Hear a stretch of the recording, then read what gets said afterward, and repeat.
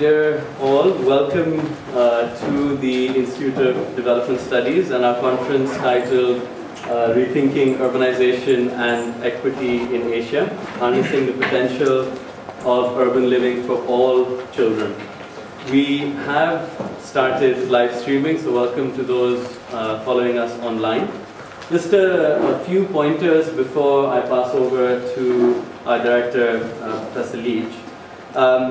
While we encourage all of you to speak completely freely and openly, please do keep in mind, because we're live streaming, all proceedings are a matter of public record.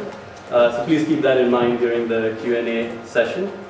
When you do speak, make sure you introduce yourselves, your organization, and please do speak quite slowly and loudly so that the microphones that are set up around will be able to pick you up. If those of you following us online would like to ask a question, please buzz us over the chat lines and we'll make sure your questions are read and answered by the panel. For those of you in the audience or online that are tweeting, we have a hashtag, hashtag Urban Children, and that's our Twitter handle at IDS_UK or at UNICEF Rossi. So please do tweet and we'll make sure we'll respond to discussions that arise from that. And as a sort of final but very, very important pointer is to make sure that your phones are all on silent.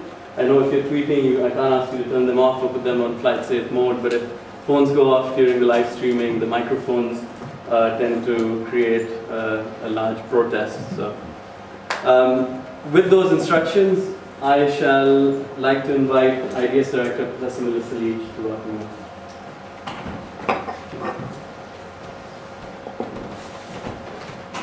Well, good morning, everybody, and a very, very warm welcome to IDS, to all of you from your diverse countries and places and institutions. And I'm particularly delighted to see everybody here, because I think urbanisation and the relationship between urbanisation and children are some of the absolutely most important issues of our time. I actually on Saturday just came back from a week in Beijing, where two things really struck me. There we are in a mega city, 22 million now, like many other mega cities in Asia and indeed other parts of the world. And it was also full of children in the context of a Chinese family planning policy, which is now slightly alleviating its focus on one child only. So here we are, cities and children. I think it's the future. And for IDS, I think it's an important and appropriate sort of consolidated direction for the work we've done over a very, very long time on poverty, on well-being, on vulnerability, and indeed on children in many contexts.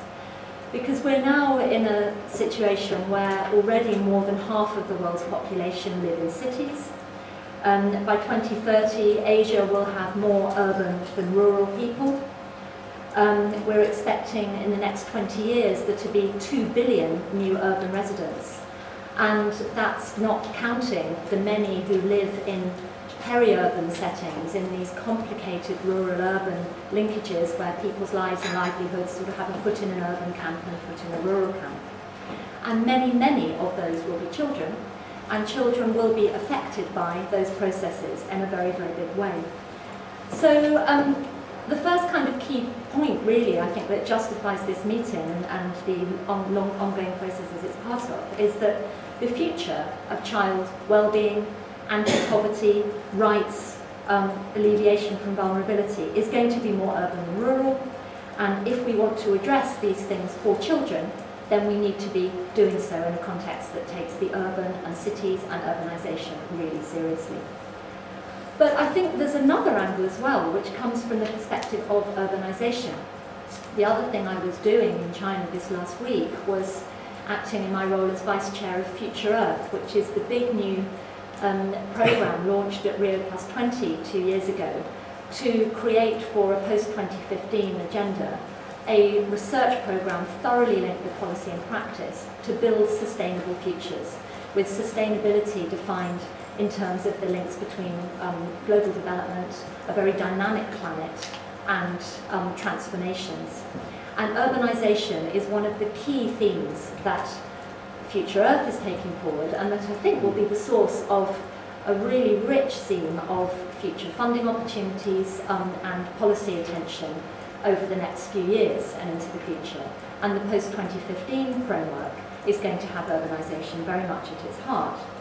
And there are some really key questions there. If we want to ask how can we create livable cities for the future, whether those are megacities or smaller centres, we have to think about new risks, whether they're around health or violence or traffic, new challenges in contexts where community relations, social relations, political processes are often very, very different from their rural counterparts, but also incredible new opportunities of investment, of services, of design, and just of having many, many people and their ideas and their creativity in one place. So I think looking at all of this, at the opportunities of urbanisation in a child-centred way, is a really vital focus. So that's really the two connections. What can urbanisation do for children, and what can a focus on children do for the ways we think about a livable urban future? So this conference is incredibly timely. Looking at the programme, I think you've got an amazing lineup of both, as it were, high-level conceptual pieces and strands of thinking, of policy and practice work, and some really strong empirical examples in diverse cities of different kinds. And I heartily wish I could be part of all of it. Unfortunately, I've got other commitments. I might try and drop in and out. But I did just want to say that from an IDS perspective, we've had a great deal of long-standing work on urban issues, but to date it's been quite scattered. A number of people who worked on children, on poverty, on vulnerability over the years have had a really strong interest in urbanisation. But it's been in all sorts of different bits of the Institute. But as part of our new directions, I started as director only about 5 weeks ago, but we're undergoing a bit of an internal change process linked to future visioning and strategies. And we're going to be pulling together all of our urbanisation work in that context into a new cluster and set of programmes, which can really give this some strength and focus and pull together the best of the thinking that we're already doing with partners around the world. So I think over the next few years we'll see a stronger focus at IDS for building partnerships and for taking forward some of the important partnerships with people who are in this room. UNICEF, very critically, IID, many others. So I would really just, in closing, like to emphasise that I see this meeting as an important marker in what I hope, what I know to have been a rich process in the past, but what I hope will be an even richer and more, as it were, globally significant research and engaged research process into the future. The programme looks fantastic. You're all incredibly welcome here. Please enjoy this couple of days at IDS. Please see us as a home and a focus for debate with others around these issues. And I wish you all the very best for the meeting itself and for the longer journey that I hope it will contribute to. Thank you very much.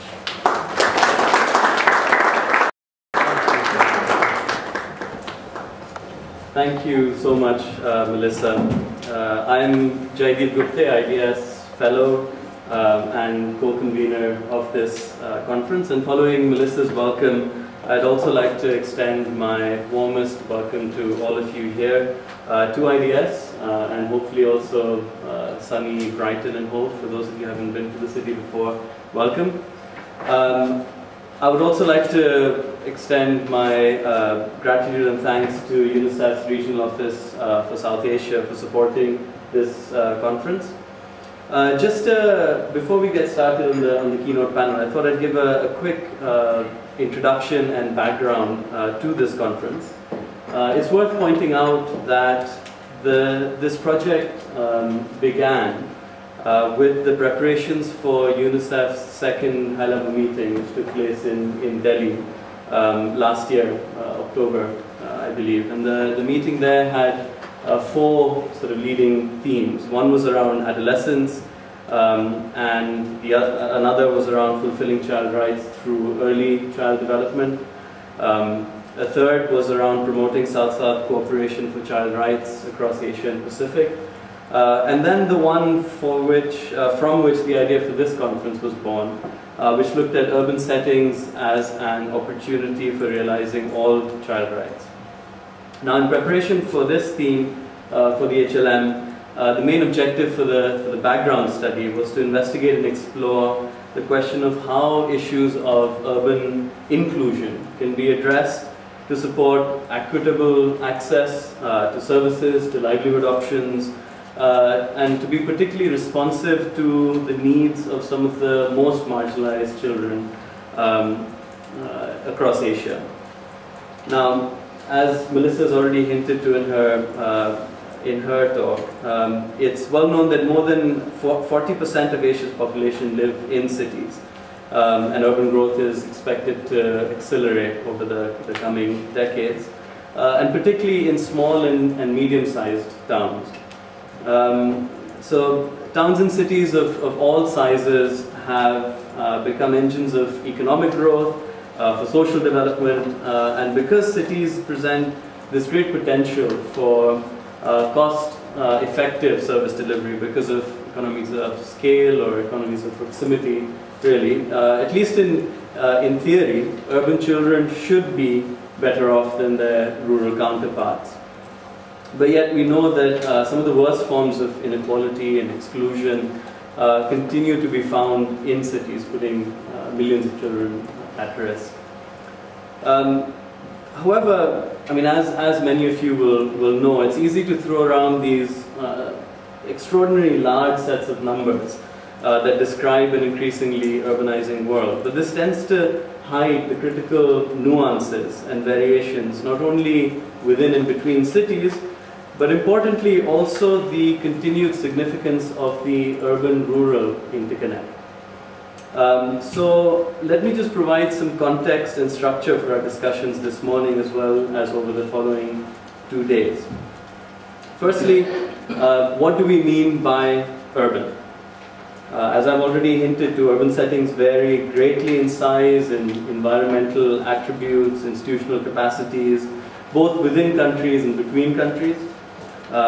Asia, for example, includes a sizable number of megacities, but about half its urban residents live in cities that are less than 500,000 in size. And most of the projected population growth is also expected to be outside of megacities, and in cities just above the 1 million mark. Additionally, there's another subset of emerging cities that are above 1 million but below about approximately 2.5 million that display characteristics that are over, for example, national averages of growth. And so these are giants in waiting that are likely to reach megacity status in the not so distant future. Within cities, many of Asia's cities also characterized by a high degree of variability between neighborhoods. And I know many of your papers will pick up on this point, on the intra-neighborhood variation issue, looking at food prices, rent or transportation costs would make up a significant proportion of expenditure for the urban poor. So this creates fairly significant differences between, say, for example, the inner city, the neighborhoods that are in the periphery, or peri-urban spaces in larger cities.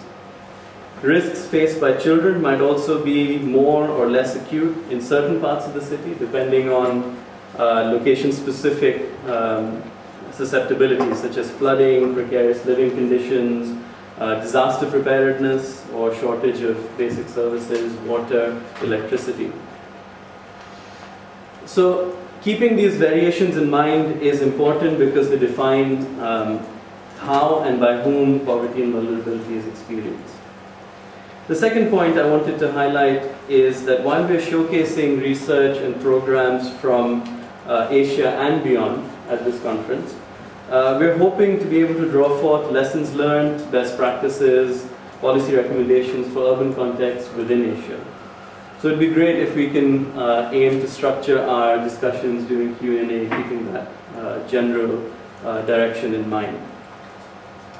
And last but certainly not the least, we need to keep in mind that the size of the urban challenge is staggeringly vast. By the year 2030, the urban population will increase to nearly 5 billion. And some use this statistic to point to a certain inevitability of the trend, that these trends are in some way too big, too large for us to change or challenge. And yet, we must also keep in mind that roughly 60% of the area which is to be urban in the next 2 decades has not yet been built. So this points to not only the scale of urbanization or the processes of urbanization, but also the extent to which these processes can be influenced, can be thought about, and the sort of critical input that groups like ours can have on these processes. How they might be managed, how they might be governed, and how we might think innovatively about pushing forward sustainability, equitably, in terms of how urbanization takes place. So, before I introduce our keynote panelists, I thought I'd once again, for the benefit of us, but also those of us following online, place before you the leading questions for this conference. How are child well-being and poverty best understood in urban settings? What does pro-poor and child-responsive urban innovation look like? How can local governments, municipal authorities ensure that child rights are realized in urban settings? And lastly, how can donors and external actors best support the needs of urban children, and particularly those that face acute exclusion, acute marginalization? Now, we have a recent new tradition, I guess, at IDS, where instead of seminars, we now occasionally hold what we call excite-minars. This is a space for students and staff alike to raise questions that motivate us, to excite us. And the topic for this keynote panel discussion is very much along those lines. This is a question, a topic that's got many global urban thinkers quite excited. How can we understand, manage, and build cities of tomorrow for the children of today? If you can go to the next slide. Oh, sorry.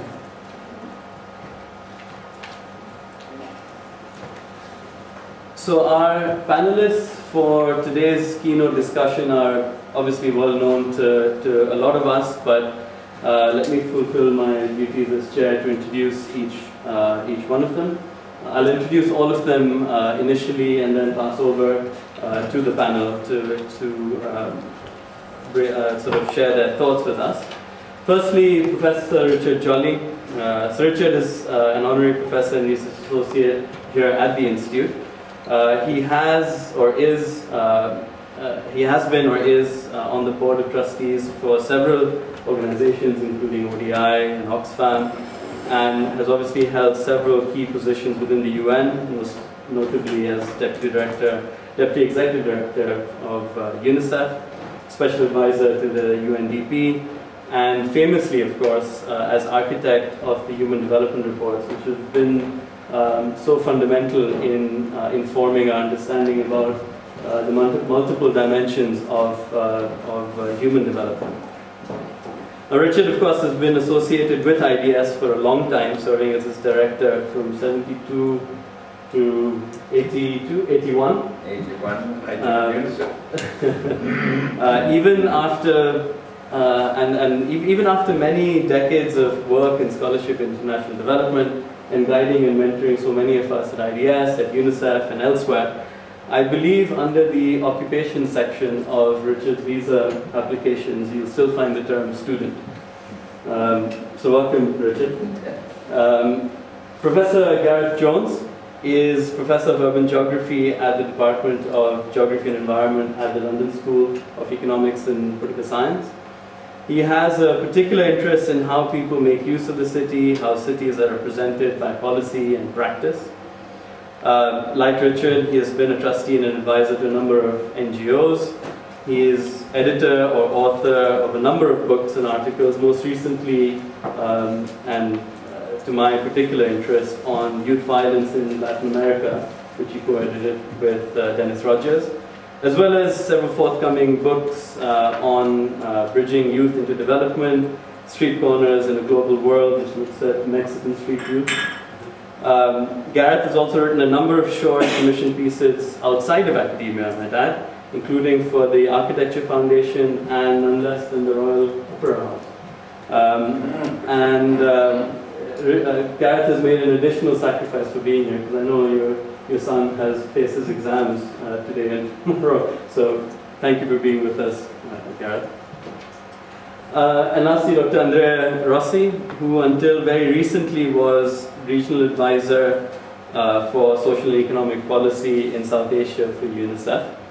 Prior to this, he was director of the Measurements in Human Rights program at the Kennedy School at Harvard. He was previously an advisor on child protection and migration for the UNICEF at their headquarters in New York, as well as a research coordinator at the Innocenti Center in Florence, where your work was on child trafficking.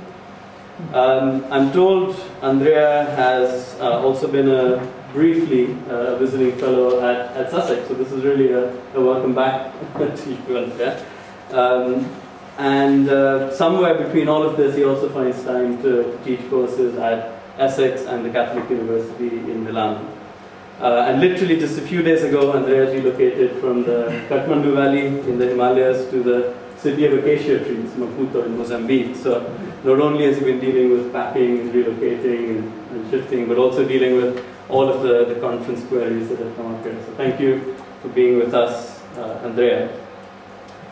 I will ask each of you to take approximately 15 minutes or thereabouts for your contributions. And I know, Melissa, you might need to leave us, but that's fine. We'll keep you posted on how the conference proceeds.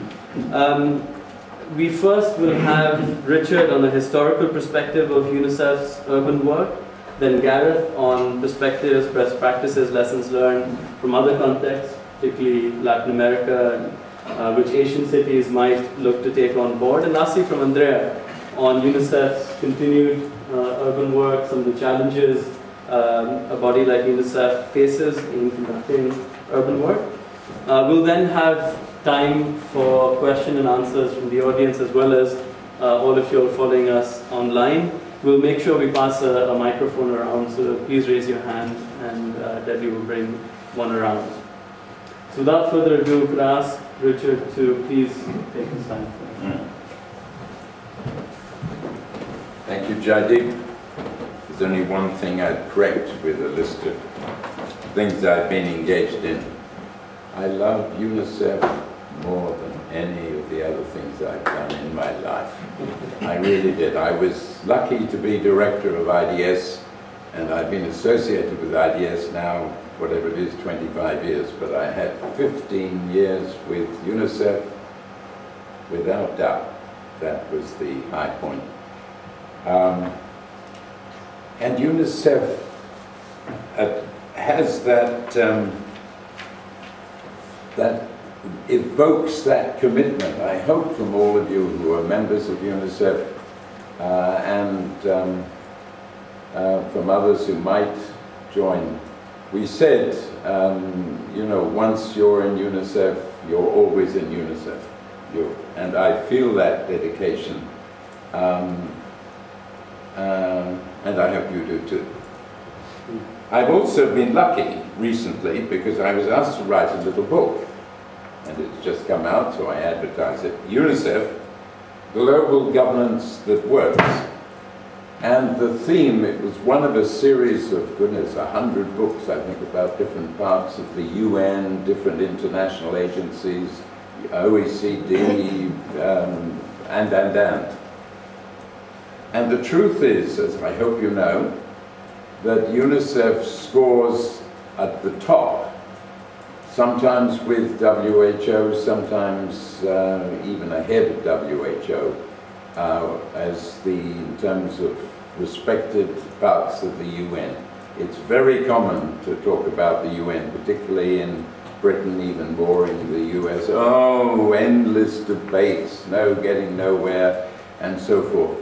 Well, as we know, that's not UNICEF. UNICEF is the action-oriented part, along with UNDP and UNFPA World Food Programme, and so forth.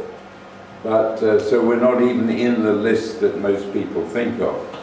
However, among all the parts of the UN with action-oriented objectives, UNICEF scores well.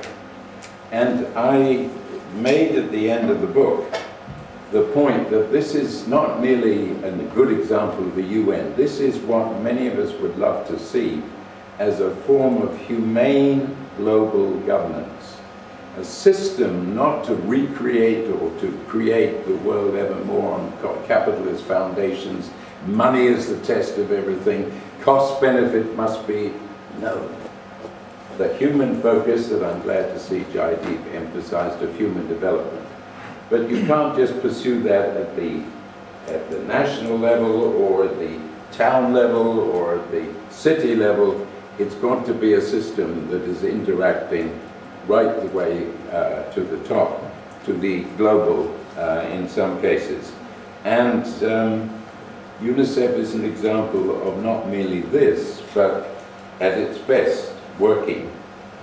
And I want to just read you what I concluded were the 10 features of UNICEF that explain what these, why it's had this success, excuse me, why it's had this success, and why also it has had the popularity and public recognition that goes along with this. So to save you buying the book, although you're encouraged to do it, there's lots of other things in it than this. These are the 10 features that I concluded lay right at the heart of UNICEF, almost from the beginning, which is another feature. 1, an unwavering focus on children, with the challenging appeal that children everywhere need and deserve the best that each country and the world can offer. 2, international leadership for children, backed up by country representatives and country and regional and national committees. Of course, there's 40 or so national committees in the industrial countries, and there's now offices, I think it's 153 or is it 157 countries. And as I'm very conscious here, UNICEF's the only part of the UN with subnational offices. 10, someone confirmed to me, in India, 4, I think it is, in Sudan, and a few other of the large countries have subnational offices. 3, a nearly universal worldwide network of country offices and national committees. 4th, and very important for your theme, a sustained focus on practical action to achieve results. We'll come later, how do we measure achievement results? Don't get too complicated and don't get economistic, thinking it's all cost benefit or results based and you've got the answer. That's not a human approach. That's not how we judge our relationships with our children.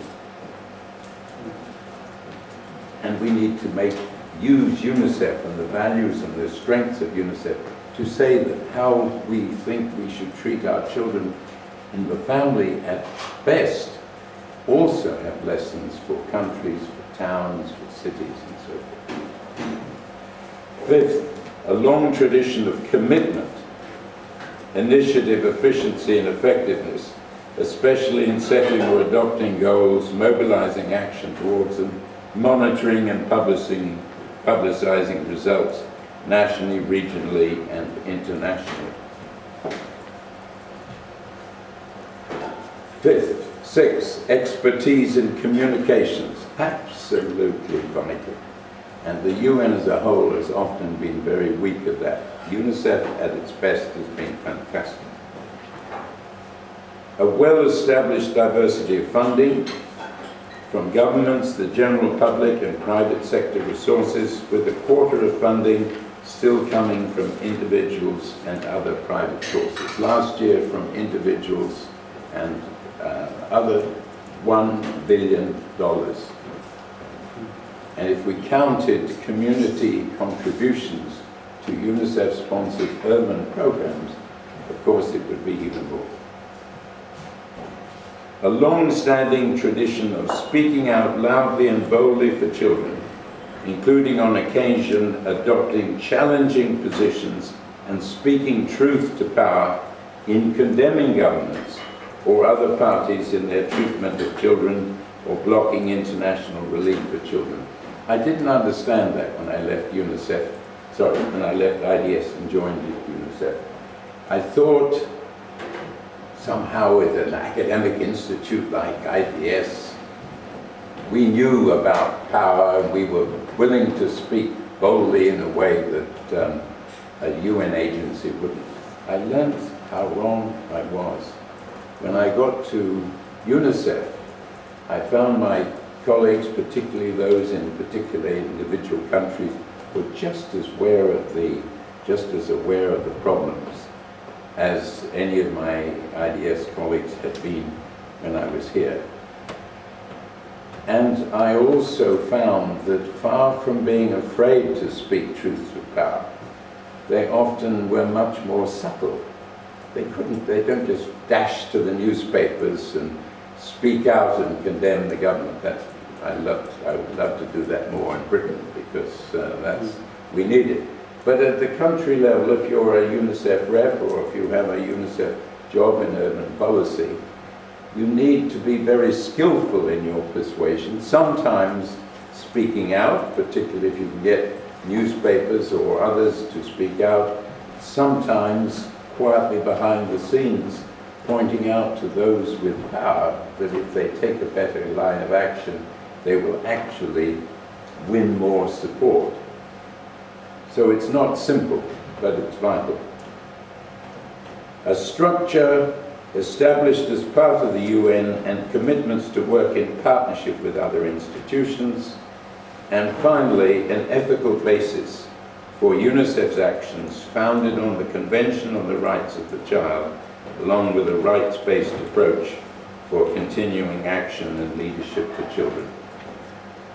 Now, many parts of the UN have their own parallels with the 10 points, but I think the tradition of UNICEF has been that it's been more serious and more effective in implementing these than most other parts of the UN.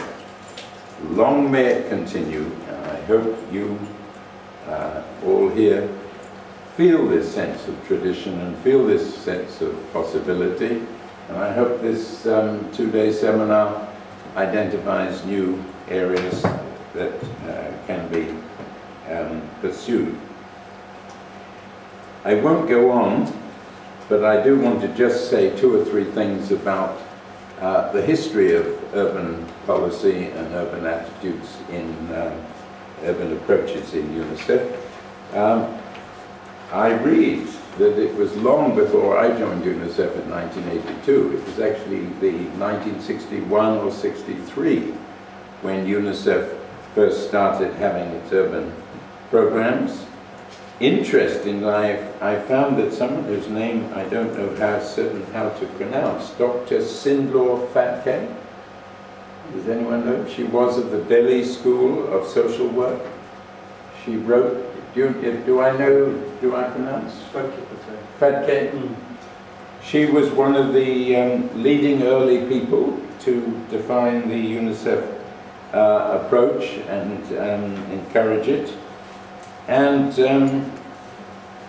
I read last night, in preparation for this, a very interesting paper that was done by Bill Cousins, who was another one of the urban strategists for UNICEF. And he did a review of what were the lessons of the urban basic services approach on the first 2 or 3 decades of UNICEF. And I think it is worthwhile. I don't know how well you can get the full paper. It's a long paper, 80 pages or so, and a little section on history. And these are the lessons they were drawing on the urban basic services approach in 1991. It is now feasible to extend basic urban services on a scale adequate to cover all the poor in the major urban settlements of developing countries within existing resources. I remember often arguing with Bill Cousins, because I'm an economist, is this really true? And he assured me yes. And at any rate, it's an ambition. The main development which makes massive coverage possible is a dramatic reduction of costs for both urban infrastructure and social services. These reductions in costs have been achieved through the application of alternative standards for urban infrastructure, low-cost construction systems in site and services, and slum upgrading projects, and through, vital point, a participatory basic services strategy for social services. Much stronger participation of community residents is needed in the urban basic services management. And I think, I don't know whether that's second nature to you in the questions you'll be looking at today and tomorrow, but it seems to me absolutely vital. I will make here the point that in my own experience in UNICEF, and indeed in other things before and since, the World Bank is often a menace in terms of encouraging higher costs than necessary approaches. I've seen this. I remember when I was in UNICEF, we were seeking World Bank support, not actually for an urban program, but for an education one. We needed $5 million extra for this project in West Africa. And I was there with the World Bank. They said, yes, but can't you make it 10? We can't, 5 million is too small. And so often that issue comes of raising levels of costs, partly for consultants and partly for all the ways that lead aid money to be higher cost than need be. But the point I put to you really, and I hope your experience gives you neat ways through this conundrum, we need to find ways of keeping costs in line with the capacity of local communities. What makes sense to them to build, to sustain, to support, and so on and so forth.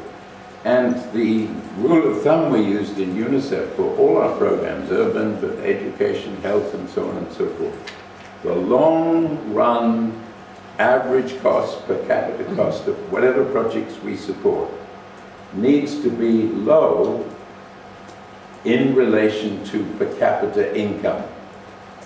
Now, of course, per capita income in many slum areas is not the average per capita income of the country, it's less than that. But we need, and we're not counting some of the extra costs initially to get a project started or the planning. So in terms of long running costs, the cost must be reasonable in relation to the per capita income of the clients concerned. If it's already twice, 3 times, it can only be sustained with continuing aid, and it's not therefore helping.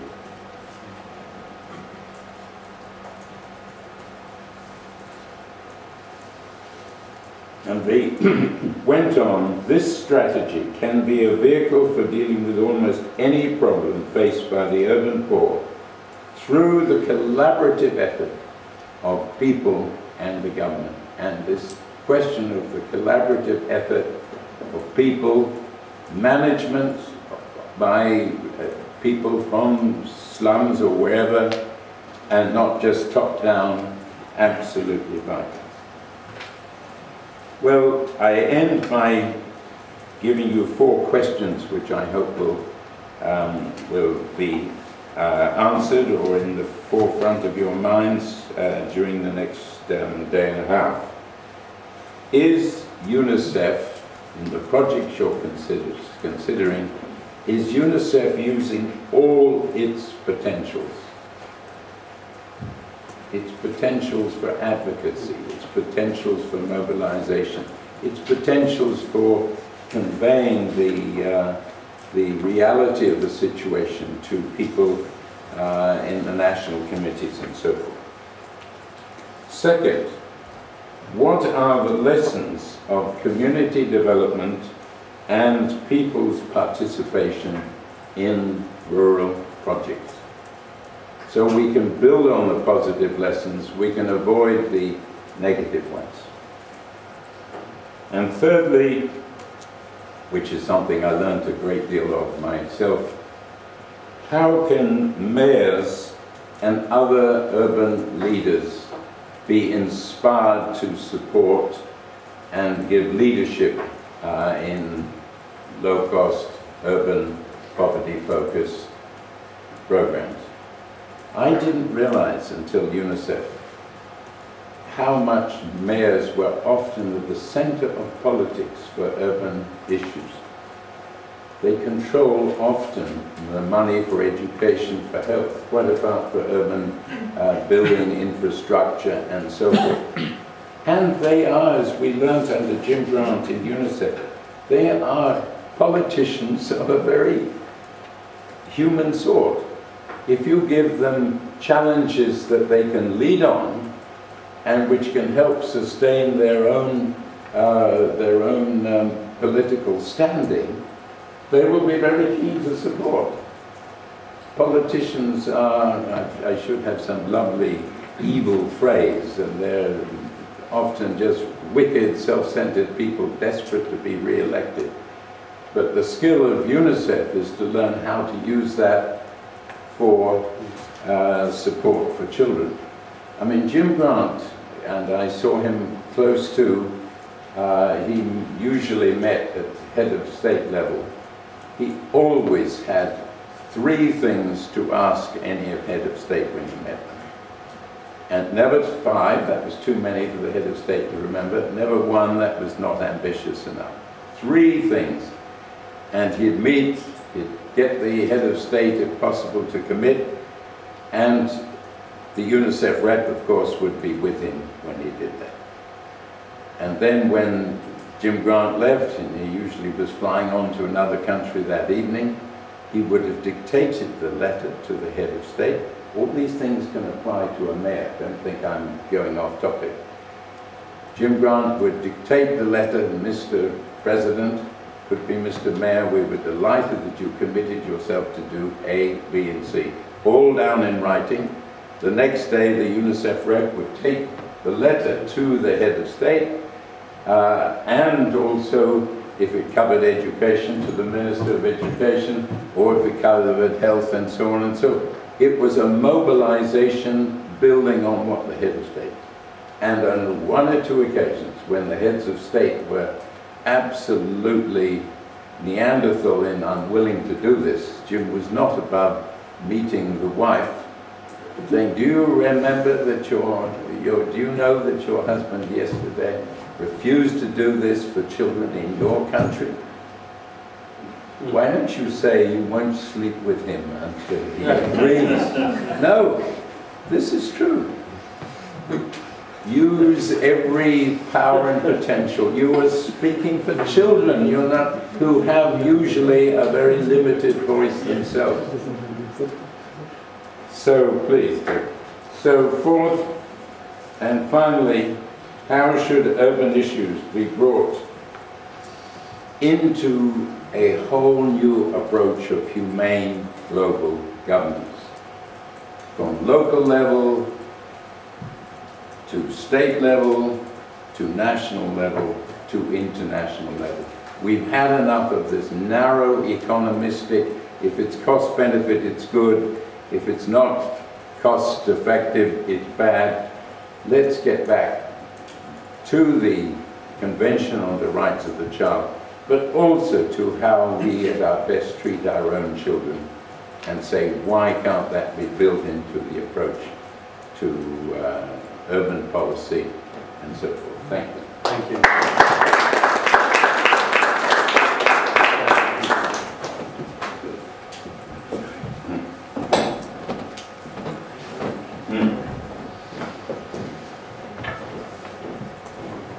Thank you.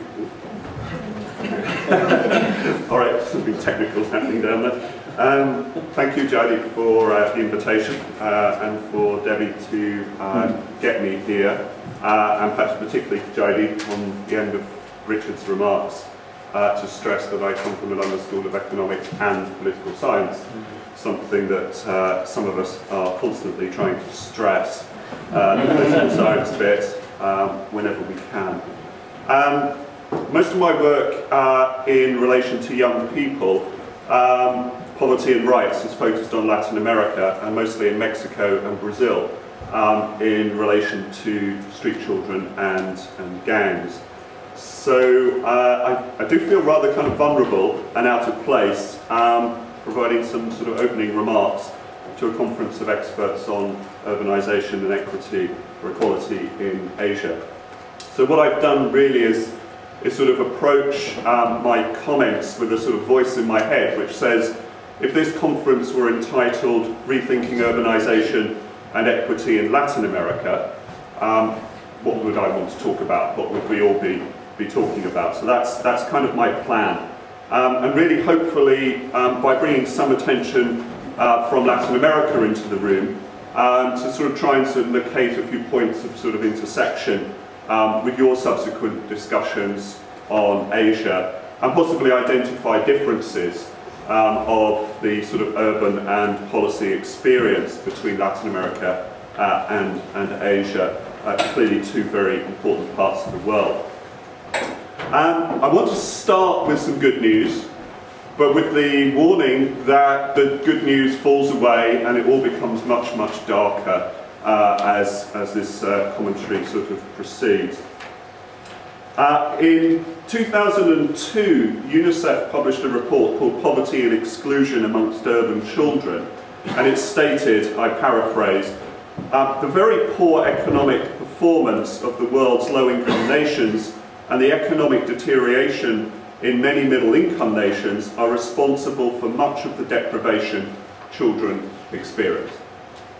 I'm sure that statement was right in 2002, and I'm sure it remains largely right now, except that Latin America's performance in this sort of economic sense has appeared to improve since that statement was made just over a decade ago.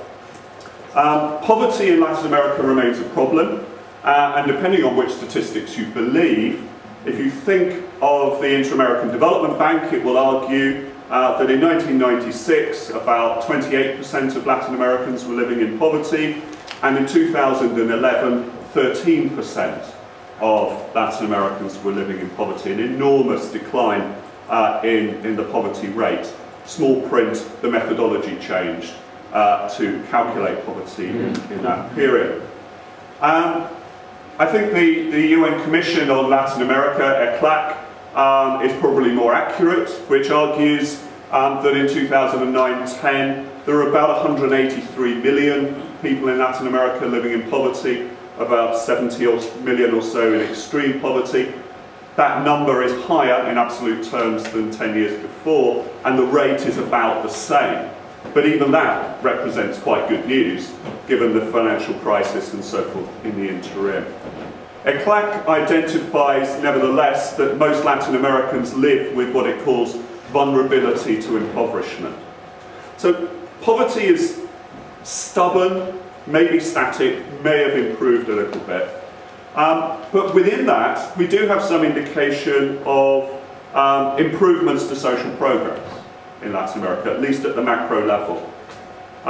Santiago Levy, consultant to IADB, Inter-American Development Bank, has traced out from sort of roughly 1990 how infant mortality in Latin America has halved, that maternal mortality has halved, malnutrition has halved, so significant social welfare improvement.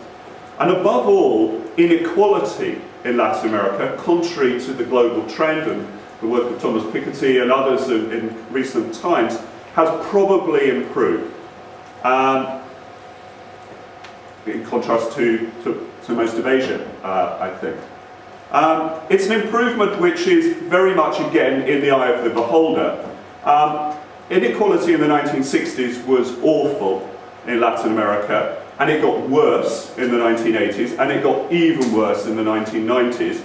And the enormous improvement in inequality in the last decade has taken Latin America back to the awful inequality of the 1960s and 1970s. But we applaud it nonetheless in the Latin America sort of research community. The exception is Central America, which has growing levels of inequality through this period. As with Asia, most of the improvement of inequality in Latin America is not due to economic growth. To sort of echo a point sort of which I think Richard would agree with. Most of the improvement of equality in Latin America in the last 10 years is either due to factors beyond governmental control, such as changes in commodity prices, remittances, which make up about 15% of GDP in Central America, and so forth, and social protection programs. The analysis of social protection, in particular family support and non-contributory pensions in Latin America, has increased social investment in the region quite dramatically.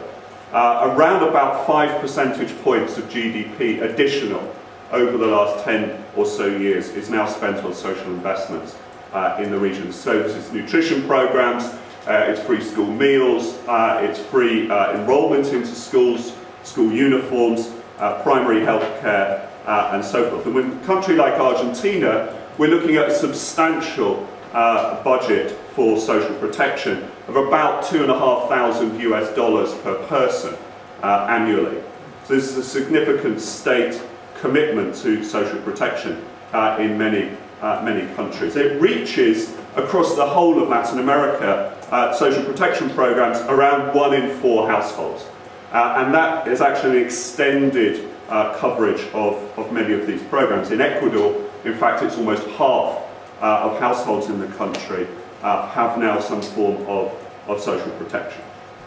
Social protection has not fitted the sort of naive hope of the World Bank in 2001 that if you get safety nets right, it will lead into their phrase, a springboard of economic prosperity. At best, it's moved certain people out of the deep end of the pool and into the shallower end of the pool, but no springboards are very much in sight. We move on, so we see some significant increases in social investments with per capita income. Some significant problems with what those social investments are achieving, nevertheless. It's getting children in particular into school, it's getting adolescents to stay in school longer, it's improving clothing, it's improving maternal nutrition and so forth. What it is not doing, as far as we can gather from OECD and other data, is improving outcomes of that schooling and other social experience a great deal. And that's obviously an issue around teacher quality, curriculum and so forth. Unfortunately, one of the downsides of the quite dramatic extension of social protections across Latin America has, I would argue, been a retrenchment of rights discourse. Social protection, targeted social interventions by states, has tended to undermine, to some extent, the universal claims of social rights. If technocrats can now argue that they can just get resources to those real rights, if you like, that welfare recipients need, and a universal claim to rights can be kind of pulled back or left sort of unattended to. And that's a real shift, I think, in Latin America in the last 20 years. If you go back to the sort of 1980s, 1990s, a lot of Latin American countries, as they were democratizing, encapsulated human and civil rights, and particularly child rights, into their constitutions and legal frameworks. And in the case of countries such as Guatemala, were required through the Inter-American Human Rights Court of Human Rights, to act through jurisprudence to actually act on their rights commitments. But I think what the kind of recent period, the last 10 years, has tended to show for Latin America is that often that rights commitment on paper was really kind of skin deep. There was very weak infiltration of rights, human rights, and particularly child rights, into everyday politics, which again leads into this sort of leveraging of mayors and real political actors when you could do so. And I think most startlingly, relatively weak infiltration of rights, even amongst human rights and child rights professionals in Latin America, and in particular in somewhere like Mexico, where I've been working and interviewing people in the Child Rights Network, etc., following a child abuse and paedophilia scandal about 5 or 6 years ago. And one of the things that came out from this was a survey conducted by one of the members of the Child Rights Network of its affiliate members, of its civil society organisations, which found that only 4 of 30 had actually read the Convention of the Rights of the Child and actually knew its provisions in any degree of detail. When asked in specific measures about things like sort of physical abuse to children, smacking children, and so forth, hitting children to get complicity, most condoned that and supported it, rather than realising that in some sense or another it was not only against the Convention of the Rights of the Child, it was actually against civil and criminal law in many of the countries in which they were supposedly represented. So we've got this really weak rights commitment, indicated I think here by a member, Rossi Ortiz, whose visit to Mexico to speak with the Child Rights Network. She's a member of the UN Committee on Children, and a respondent to that meeting said, we had a good mix there. When Rosa was talking about the recommendation that Mexico should do more on violence, in particular institutionalized violence, it was clear that a large sector of the audience didn't actually have a grasp of this. The person from the State Commission for Human Rights actually stood up to say that it was just ridiculous that parents could not smack their children. When Rossi Ortiz asked how many cases the Commission for Human Rights had brought against the government defending children's rights, the question had to be explained to the people in the audience. So real and ordinary justice is clearly not following up on the sort of rights language. And this very much sort of translates into the ways in which the practice of rights, I've been doing sort of ethnography with child rights experts in Mexico, actually then takes place.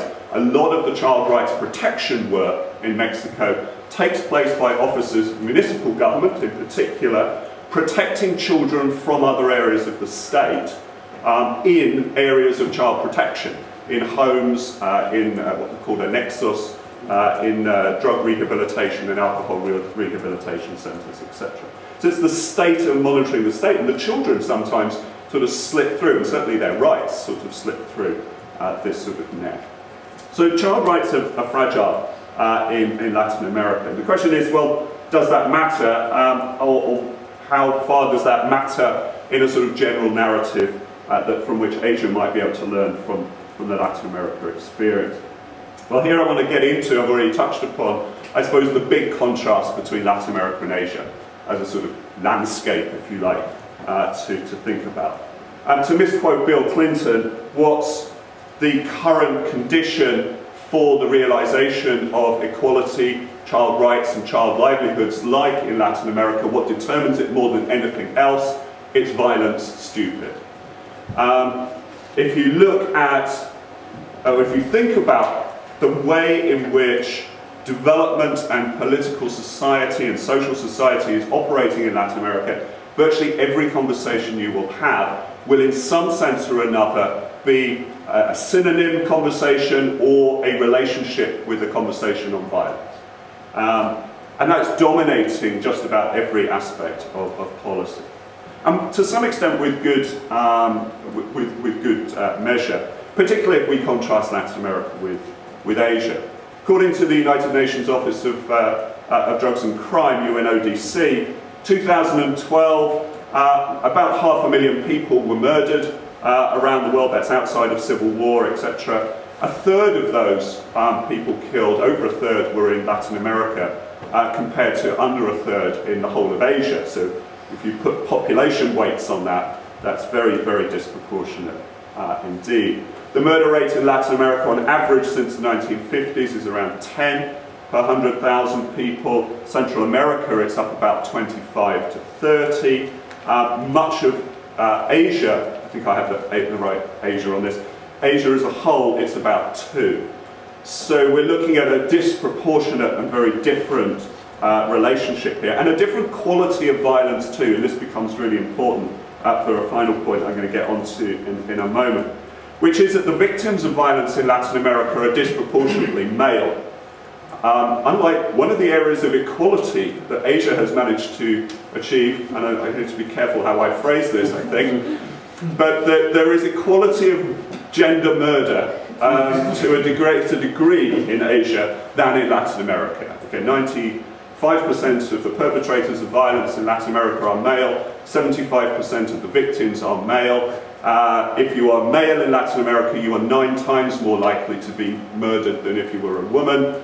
In South Asia, I should say, it's twice as likely to be murdered if you're a male than if you're a woman. So, you know, those relative rankings, if they're important, if they're accurate at all, at least may tell us something. Murder and violence in Latin America is also public. You are likely to be killed by a stranger or another institution, a gang, a police, a death squad, etc. Murder in Asia, I'm sorry, is likely to be a family member or a close community relative or other. So you've got different qualities here. So violence is salient in Latin America in ways that perhaps, and thankfully, it isn't quite in Asia. And that has some important implications for the way in which children, and in particular young people, are being talked about now in the context of social policy, and in particular of urban policy and crime control, security policy in the region. It has real effects because what has happened is a shift in the last 10 years, I think globally, but certainly in Latin America, away from certain sort of icons or images of childhood that have a kind of fairly comfortable, soft, warm engagement, to Latin America, and for particular groups of people such as street working children and so forth here in central Mexico, a more ambivalent attitude that is not seeing them as victims of violence, but as also victims and potential perpetrators of violence. As that story of the youthful and masculinity of violence comes through in Latin America into everyday speech in the last sort of 10 or 20 years. So the idea of a kind of sentimental childhood is still there, but it's only applied to certain children. And there are other children who increasingly become youth who are taken away and are treated in the public sphere as well as in the private rather differently. So what we're seeing in Latin America, I would argue, is not all children are the same. And an increasing breach between young people who can be treated as children, attached and dependent to families, communities, neighbourhoods, and particular parts of the state, and certain groups of young people who are youth and who are in antagonism with those institutions and should be treated differently by the state.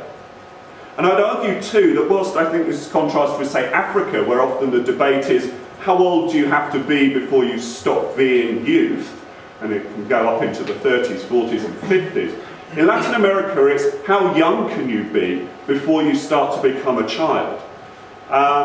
And that idea of the kind of dangerous youth, which maybe 10 or 20 years ago would have been attached to a figure of in their 17, 16, 15, in Brazil now, if you're 12, you're a youth.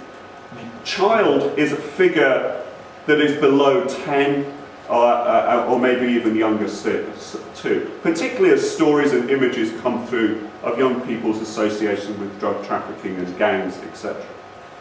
And this has led into young people kind of coming into conflict with what me and a colleague have called security governance. I've got the right slides up. But in security governance, what is happening, we run through, so these are children, quite clearly. Juan on the left is still a child by most images, but Juan on the right, only about a year and a half later, is now looking and depicting himself and would be depicted by others somehow now as youth. By the time growing up again and acquires sort of tattoos and a sort of tougher demeanour, then youthfulness becomes a much more dangerous kind of category. And in the context of rising murder rates and executions in Mexico in this case, it brings these young people into different aspects of the state under this sort of security governance, which we're arguing is much more pervasive. Young people relate to the state in security terms through the transit police, the car on the right there, the municipal police, relatively low-level crime and order functionaries which low-level bribery and so forth can usually avoid the worser penalties of criminal prosecutions or detentions usually. And are now increasingly coming into contact with units such as this, which is a paramilitary state police force called the Metropolitana, who drive around with sort of AR-15s on the back of pickup trucks and do sort of search and sweeps of slum areas and markets and so forth, called razzias in Latin America, where they just detain all young people on a kind of profiling basis. If you're not in school, if you've got tattoos, if you're sort of dressed as Juan and so forth are previously, they'll pull them in. And about 1 in 12 of Mexican youth are detained by units such as the Metropolitana and others on an annual basis for at least 48 hours, which is the just under the maximum that is allowed. So what we're seeing across Latin America, particularly for young people, is what Zedler in a different context has called preemptive policing, in which people are, because of this distinction of their level of threat to society in the context of violence, are being kind of pulled into different types of sort of criminal justice and detention. And that sort of form of security governance has begun to, I think, differentiate itself from other areas of state policy. A great deal of social policy, in particular in Latin America, and Brazil, I suppose, at the moment is the standout example, as I'm sure you'll see on the TV in various ways, are now distributing social welfare goods and petitions to the state through police departments, through police units. So-called citizen security, and occasionally through almost vigilantisms, we're seeing this formation of a policing which moves into a negotiation and an arrangement with civil society in particular forms, clearly accepted forms of civil society, community groups which the police and others like, and they will control and occasionally even work to criminalise groups which they do not like. The result in sort of entanglements of young people with groups like the Metropolitana and other police forces in the context, this is Mexico, but in Brazil and elsewhere, is that people hanging on the streets, like Ramon on the left, become criminalised at a fairly young age. And so by the time, Jaideep knows this, but Ramon is now, here he's 14, and on the right here he's 18 or 19. He's been in juvenile prison 3 times by this point, and he's now serving 20 years for an undisclosed crime, probably murder or a claimed armed robbery and so forth. So by the time he's released, probably in his early 30s, he will have spent most of his life within the criminal justice system, either under the juvenile or under the adult sort of system. But this is pulling certain people into these kind of life trajectories and entanglements with a particular part of the state. Okay, I'm going to just sort of wrap up to sort of say, well, so it's getting very dark and dystopian. The state social policy, which we can applaud in social protection and insurance terms, is supporting and generating to some extent distinctions amongst childhood between a kind of deserving child poor, if you like, and an undeserving criminal underclass or potentially preemptive police underclass on the other hand. And I just want to finish by suggesting that, well, civil society has noticed this, at least in the case of Brazil. There are various examples which are coming through the press that you might be aware of, such as the Policinos, mass occupations by young, peripheral and largely black people in Sao Paulo and Rio into spaces which are secured by the state from young people.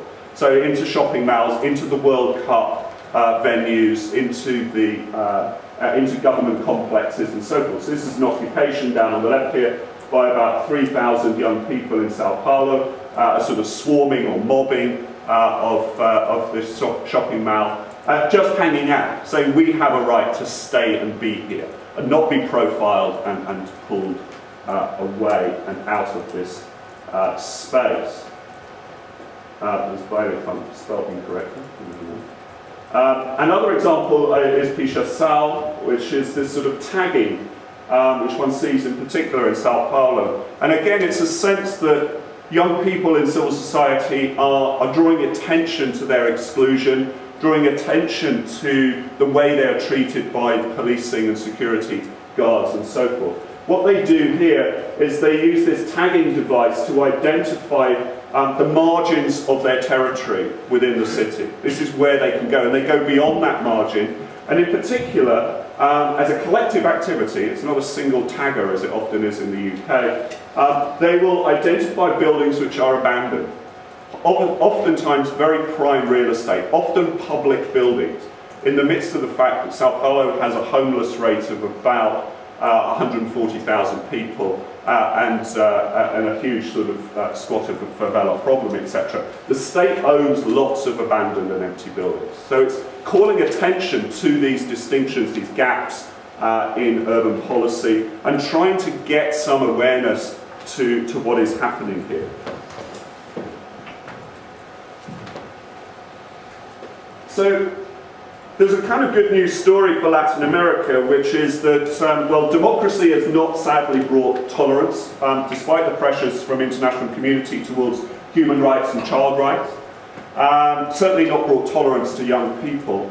Economic growth has not brought greater equality for anybody, let alone for young people per se, but that social protection measures and other interventions have been effective, at least from a technocratic view, to bring around improvements in equality and welfare. But it's entrenched an ambivalence to rights in political society. What we see now is an equality of welfare outcomes not predicated on a requirement of equality of rights in Latin America. We see a distinction between the kind of good child and the dangerous youth, and different policing and urban policies being directed at those two groups, certainly in the Mexico and in the Brazil case. And the emergence of this security or securitized governance, which is antagonistic to young people and the poor, and pushing them out of public spaces and often into public institutions in the criminal justice system, etc. We see some examples, such as the Pichação and such as the Rolecinos, of small wins, of young people bringing actual attention to these sort of fragmentary urban spaces and fragmented cities, using the opportunities of exclusion and security, the challenge of security, if you like, the ability to transgress it, to actually create something new in the city and draw attention to the prevailing urban political economy. But they are small wins, they are probably not sustainable, and they're likely to, for most people, not make a difference to this sort of anxiety and uncertainty of urban life. Thanks a lot.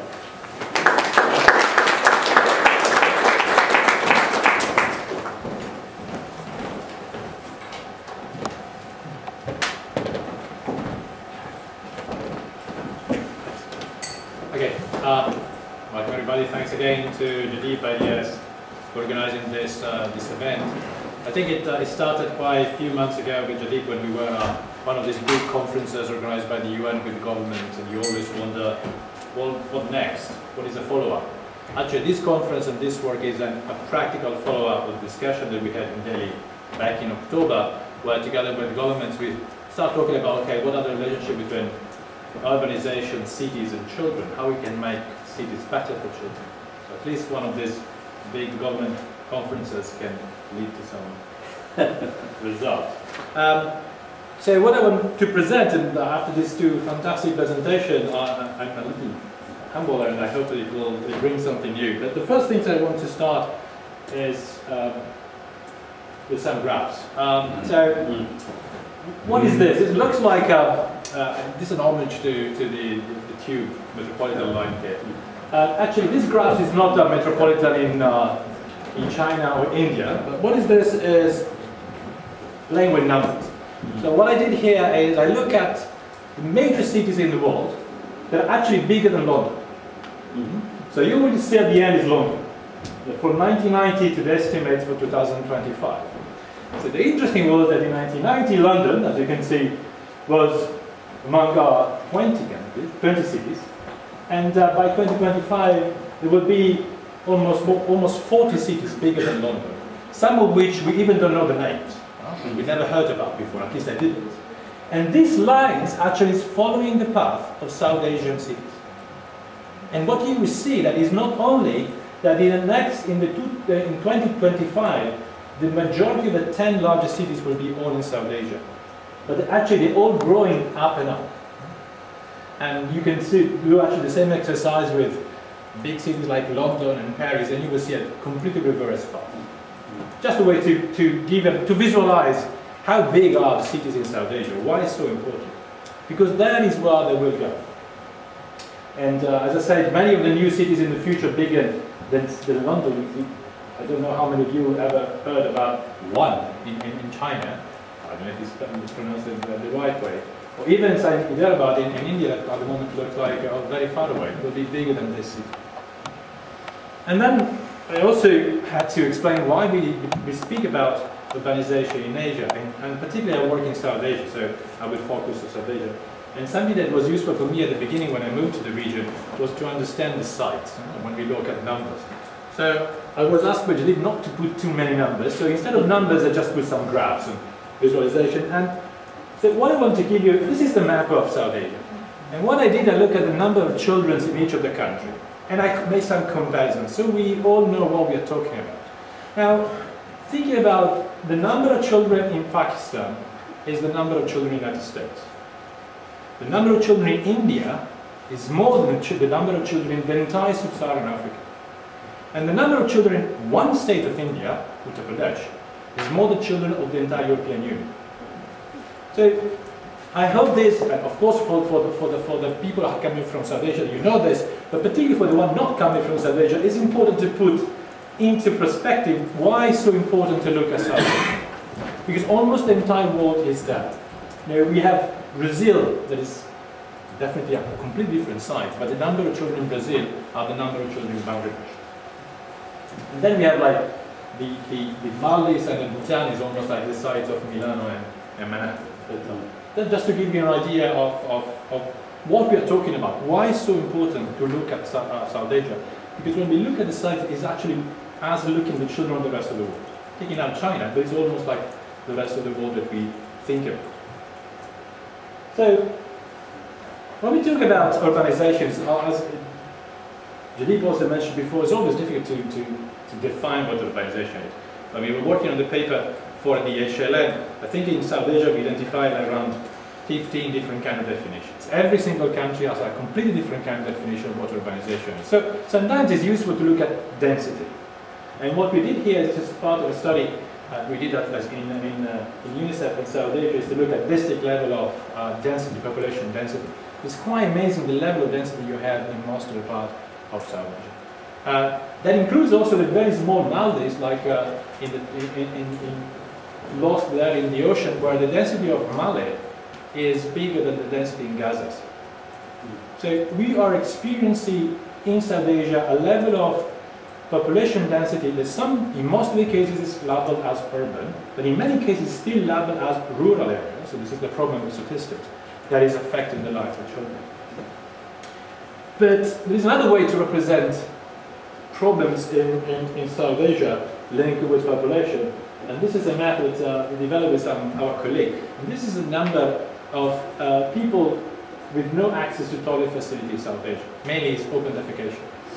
I mean, that's in a way matches the population density, but give you one of the bigger problems that we have in South Asia when we deal with huge density and some kind of social norms and habits that can have a dramatic impact for children. So I want to start with one point, and the point is that the cities are a better place for children in most of the cases, are an opportunity for children. And you don't have to be an economist or a statistician to look and understand the numbers, but you all know that generally the statistics for urban area are better than rural. When we say that one is as basic as it is, means that potentially cities are a better place for children. And again, the fact in many cases people do move into cities is because the opportunities are there. So it's not only about what they can have now. So better living standards, in many cases better services, but also it's about opportunities. They know that if they stay in a rural area, they cannot move from the level they are. But if they move to the city, they will have better opportunities. Now, we can argue that I'm an economist by profession, and we know the idea is that if people do take decision, they can be wrong the first time, they can be wrong the second time, but if they keep doing it, it's because actually they have enough evidence that at least on the opportunity level, that's the best things they can do. But the other thing is also understanding that cities is not just a matter of migration, and that is important to remember. Cities, particularly in South Asia, are growing. They're growing for small villages, and they keep growing. And it's like, and the problem is that, as Jaideep mentioned before, in most of these cases, the cities are growing, but the infrastructure and the facilities are not growing. It's like having a child. And if you have a child, I have like a 1-year-old child, I know that every 2 months I have to change all the clothes. Because children grow up. Now, growth implies changing facilities. For a child, is a new pair of pants and a shirt. For a city, means new water facilities, new sewage, new roads. And we have to expect to produce that one. And for the biggest cities that we mentioned before, none of that facility is there yet. And still we don't know who will build those facilities. So, but let's start with say, cities can be and should be and be a great opportunity for children. However, we know that this is just use a couple of statistics from South Asia comparing like the under 5 mortality rate. That shows that almost every case under 5 mortality rate is lower in urban than in rural. Sometimes the gap is huge. So national averages in South Asia, we keep repeating, are not enough. So don't look at averages in South Asia because they're meaningless in most of the cases. But here, as you can see in many countries, the differences are quite dramatic between rural and urban. So we need to distinguish between the two.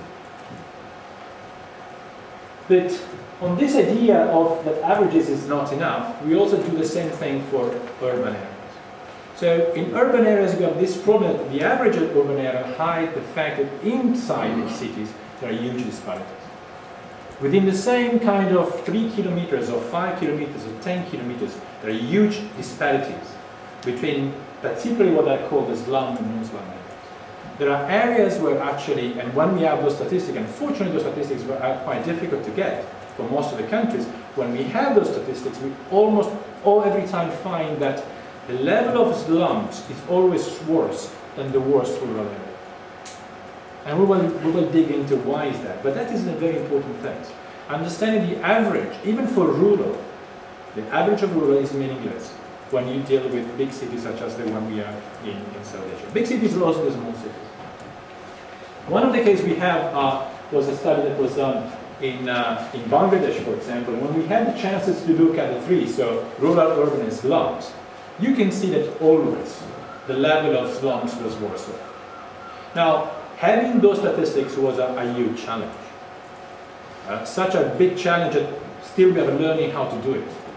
How to classify a slum, how to collect data in a slum. Think for a second, doing a household survey in a place where actually you don't know how many households are.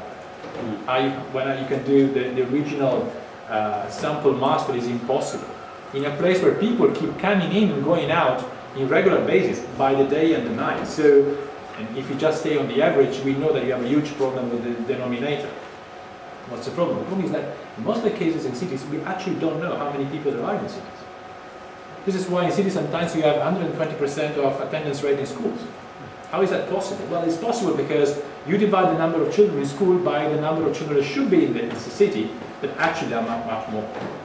So basic information are missing when we have to look at the condition of children in urban areas. And we should develop that one in a strong way.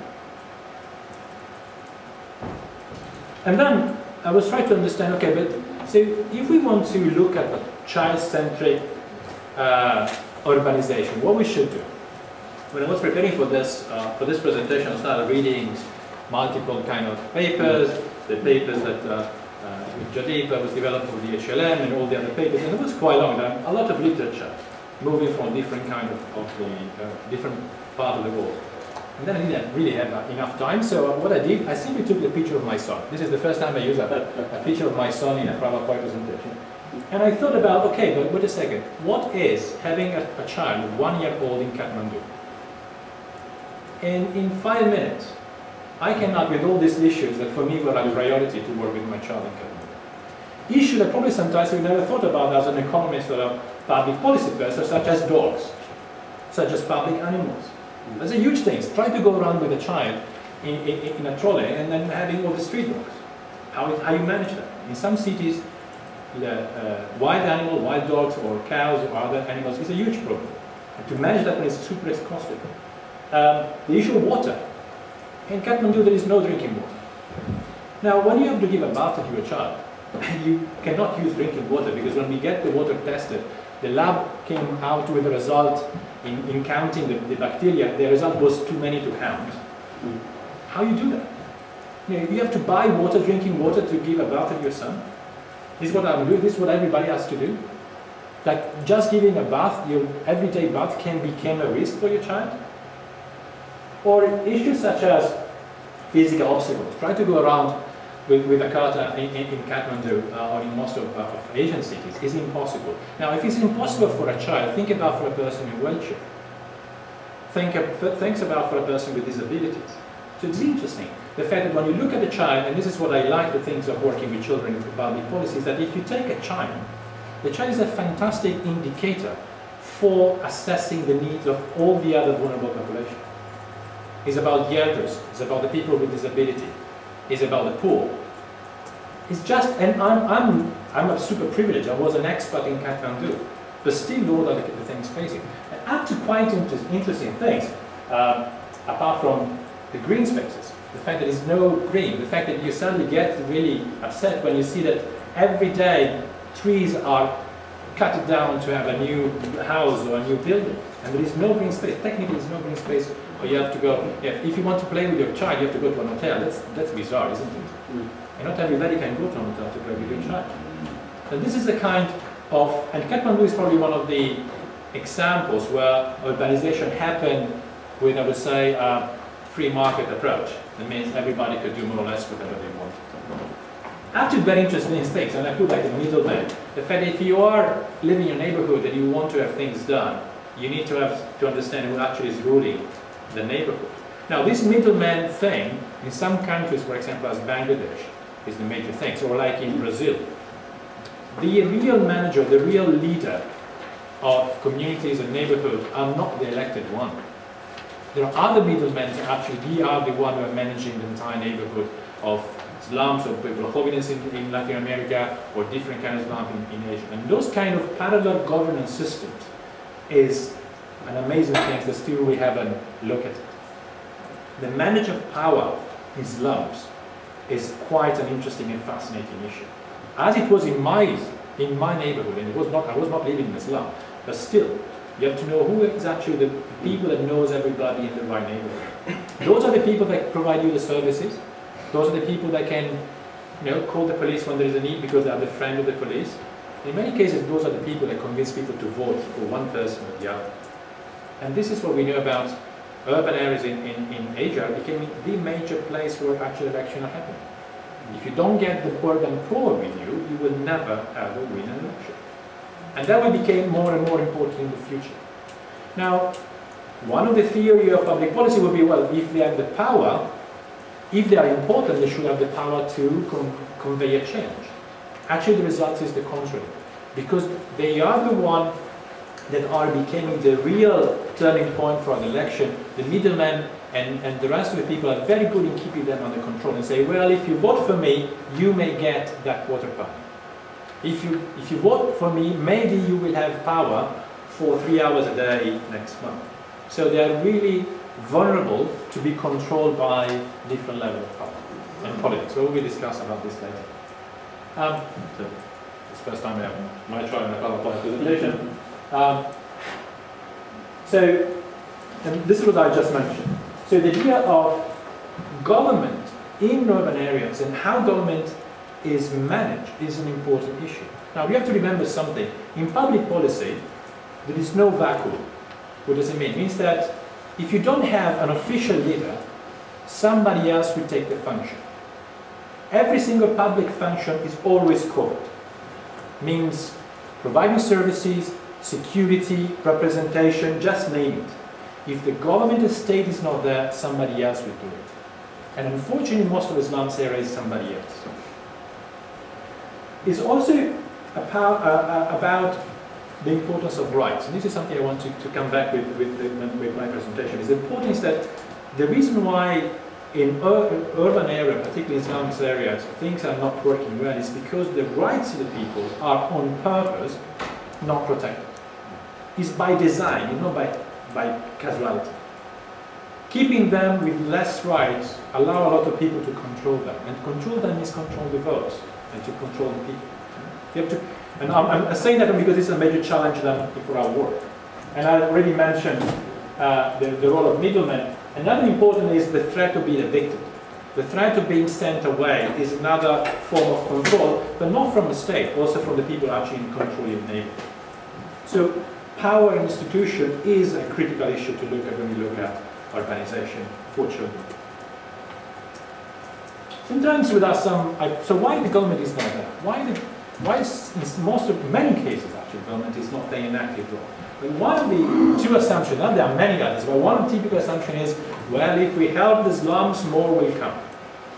We should not make their life easier, otherwise other people will move to the city. As if people are happy to come and to leave everything behind and to come in a very, very bad situation. But in many cases, actually, they're moving from a almost bearable situation to a worse one. As we showed before, the level of well-being in slums area is worse than rural. So people are moving from a place to the worst one. Now, keeping that on purpose is, to me, unacceptable about any kind of rights or preference. And this idea that urban population is better than the rural, I think that I showed before, this is one of the assumptions that come from a bad use of averages. The average of urban hide the fact that there's huge disparities within urbans. Actually, if inequality and disparities is the major issue of Asia, disparities within a city is the largest one most of the time.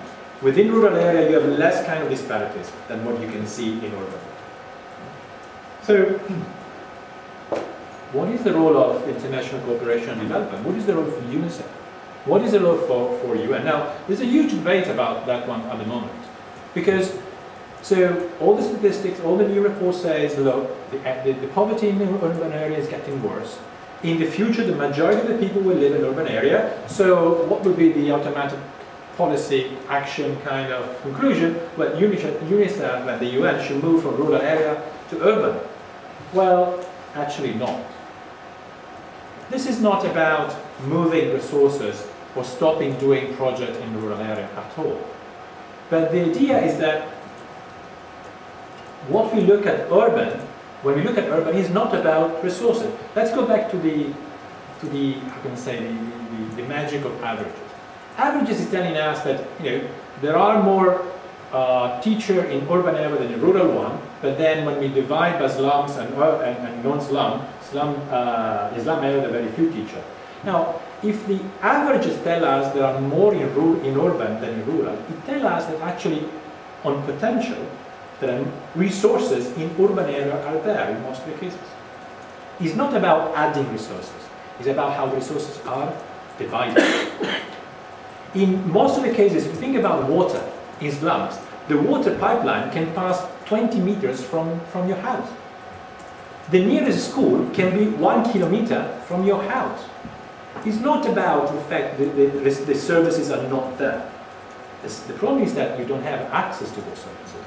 So if you go back to an issue, it's not about bringing ODA, overseas developing investment, and making huge investment. We have to do that one, but the resources should not come from outside. The resources are there. Think about the value of houses in most of the cities in Asia. People who owned a house in Kathmandu 20 years ago now have houses that the same piece of land is worth 50 or 30 times what they paid at the beginning. Think about Malé. Having a small house in Malé, now having the possibility to build a building in Malé, you earn an incredible amount of money by the simple fact that Malé is probably the only place where the definition of city is precise, because it's an island, it ends there. Now, there is no other place where to build a house. They use all the space. So, if you own a piece of land in Malé, potentially you're a millionaire. Now, in most of Asian countries, for example, there is not a single property tax. There are no taxes on wealth. So think for a second, and I know that I'm talking about UNICEF, I'm talking about taxes. Sometimes people are getting like, why UNICEF is talking about taxes? Because our job is to say, if we want to make a change for children, and we have possible solutions, we also have to find the resources. We don't simply go around and say, you should do more, you should do more. But actually resources, particularly in urban areas, are there. Money is there in many cases. So the job of UNICEF and the UN is not to bring more money, is to work together with the people at local level and to see how those money are redistributed, how those money are used, who is actually getting the advantage of the growth. So I found three things, and I hope you can just remember this slide at least at the end of this presentation. It's about rights. Talking about urban area is about rights. It's about going back to the CRC. This is the 25th anniversary of the CRC this November. We should all remember that. And as it was mentioned before, very few people unfortunately read the CRC. But it's about right. Children, we have to work for children, not because children are nice, or because we feel nice, or because we want to be nice people. We have to take about children because it is an obligation. It's a law. There are only two countries where it's not a law in the world. One is Somalia and the other one the United States. But if you come from any other country in the world, it's a law to take care of children and to local those children in your country. It's about access and exclusion, as I said. It's not about resources in many cases. It's about why children from Islam, why children migrating from rural and to urban area cannot have access to the best school, why they cannot have access to water, why they cannot go to a mall and buy things, why they cannot have a good teacher. Good teachers are 800 meters away in most of the cases, but they don't want to come to teach in your place. And when I say Indi is about universal indivisible rights. All rights for every child in a city. And it's about planning. Urban areas is one of probably the best places that prove that market approach is not enough. As an economist, we say it's an example of market failure. In the sense that if everybody just do what they want, as happened in Kathmandu, everybody will start building a house whatever they want, and you end up nobody paying for the sewage, nobody paying for the water, nobody paying for the roads. It's a place where public policy is the only alternative. So governance and public work and social policy is the issue to do. It's about participation and design. You cannot design something when you don't know what are the needs. And we have enough experience for the last 20 years. And unfortunately, we keep learning and losing memory, learning and losing memory. And finally, as I mentioned, it's about implementing. And implementing is about resources, not bring resources, but influence how resources are divided. And it's about institutions. And when I say institutions, to understand where the power is, who are the really policy makers in urban areas, how the state is taking responsibility of the action for children, and how we just leave that responsibility to somebody else who's taking care of the slums of the peripheral area. I will skip this one, I will keep them, but this is like from a paper in Latin America. There's a list of the possible issues that local government should act. And as Gareth mentioned before, it's an amazing role of mayor and an incredible possibility to work with them. There's an initiative that was done by UNICEF in the past on child-friendly cities. There is the SEIO in Brazil that provides a kind of stamp to the good cities for children. And going back as I did for my child, if you take a child as the best indicator, it's the best monitoring tool to see if a child in a city works or not. Take a 1-year-old child around the city with you. and ask yourself where I can go with this child, which area I will feel safe. It could be an interesting exercise to ask every mayor to take their own child, or every member of the city council, and ask them to go with their own child and going around the city. Which area they will go, which area they will refuse to go. So four policy issues. The idea of the importance of addressing inequalities within cities. Please don't be blind by the fact that averages in cities are telling us that is a good story. Go beyond averages. Importance of disaggregating data. And I know that you have heard this many times. So the problem is that in urban areas, disaggregating data in urban areas is challenging. It's much more easier to do an house survey in the rural area and having a nice representative sample than in urban one. For multiple reasons, starting from which that in urban area you don't know the denominator. If you don't know the denominator, you can do almost nothing. The importance of coordinated engagement. There are multiple players in urban areas at all levels we should be able to engage with, starting with the people themselves, not just the elite, not just the government. The cities are a vibrant place where people have ideas and they walk together and they do amazing things. Again, cities is not a burden, it's not a curse. City can be a fantastic place for children, and they are potentially already there, just looking at the numbers. And to end, I just want to end up with a question. I took this quote from there was an article in The Economist a couple of months ago, and it's a quote from Disraeli, and it says, "A great city is a type of some great idea. Rome represents conquest, faith hovers over the towers of Jerusalem, and Athens embodied the preeminent quality of the antique world art." And the question is, which kind of city we want to have in Asia? What is the idea of Asia? Is it just GDP? Thanks.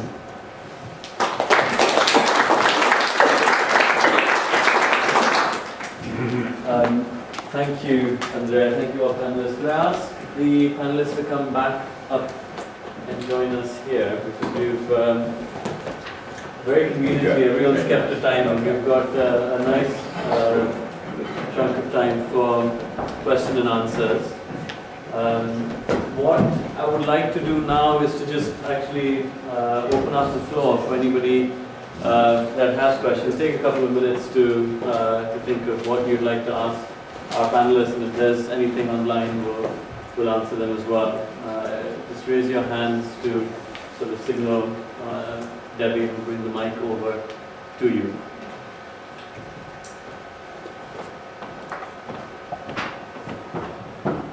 To give the audience a little bit of time, Andrea, I thought I'd put your question to the panel. What is the idea for Asian cities? I think that's quite that's a very big question, and it surprised me how small an answer of GDP seems in comparison to that question. So I thought perhaps Richard and Gareth could share some brief points or I'd love to hear what from the audience. Yeah. Yes. Sorry. No, I would love to hear not just questions, but I'd love to hear the answer to. I think in the end of the next day, it would be very nice for people to have answers to the last question. Driving vision. I'm sorry. Priya, please. I have a question for the last Priya, speaker. could you introduce yourself? Okay, my name's Priya Deshinkar. I am the research director of the Migrating Out of Poverty Research Consortium here at the University of Sussex in the School of Global Studies, and we look at the links between migration and poverty, where urbanization does figure quite a lot. So my question is to the last speaker, Andrea Rossi, where you said that people who move from rural areas to slums do usually face a worse outcome. And I just wanted to mention some research that we've done recently, which actually corroborates some other recent research that's emerging, which shows that actually from the perspective of migrants themselves, that's not necessarily the case. They may actually perceive that move as a positive move, for a variety of reasons, not just in terms of having greater employment opportunities and access to higher incomes in relation to rural areas, but also from from a variety of sort of subjective indicators. So overall, they say counterintuitively that their quality of life is better. I mean, for us it may not seem logical at all, especially if people are living in such squalor, but actually that is an emerging finding, and we've just published a paper based on our research in slums in Ghana, 2 slums in Accra, which shows this, but there are others who've published similar results. I mean, there's quite a well-known book called Arrival City, which is quite a thoroughly researched book and has a number of case studies which basically say the same thing. Thank you. Andrea, would you like to? Yes. As I mentioned at the beginning, the fact that people are moving from rural to urban means that it works. Otherwise, they would not move. Apart from the cases where you have people that are kicked out for war or for major things, is because they do perceive that at the end, the total kind of symmetry of all the negative and positive, and yet you have positive things. What is interesting is that when we just look at the data, we show that all the well-being indicators are worse off, but they still move. They still move because one is about, and when I say opportunity, it's not just long things, just having the chances to have something different. There are plenty of studies, for example, that shows that when people can do things that may not look rational, but actually they are the right one. Typical one is that when you get a better salary, actually you start buying food that is less nutrient, but it tastes better. So your nutrition level goes down, but you start eating champagne and caviar. Not very good. I'm just making extreme cases, but to show that you can still have perception that your life is better because, for example, you have a better taste. Or it is better because you are not stuck in a village in the middle of the Himalaya. There is nothing you can do, and you just are 5,000 meters, 7 days from the nearest city. You want to go in a place where actually, if you want, you can go somewhere else. That cannot be measured. And I like what Gareth mentioned at the beginning. Richard mentioned at the beginning. It's not just looking at the outcome that we can measure if you want to assess cities. It's much more human about it. It's much broader than that.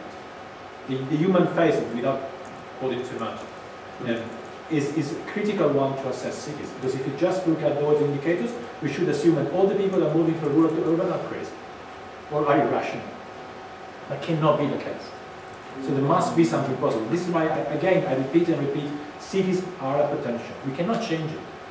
So it's not something you can choose, oh, we can urbanize or not. No, the few countries who try to do that from back to East Asia and other places, it didn't really went very well.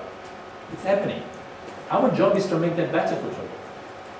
And to build on exactly what you say, on the fact that people realize, sometimes going beyond the statistic, that there are potential in the cities that our statistics don't see.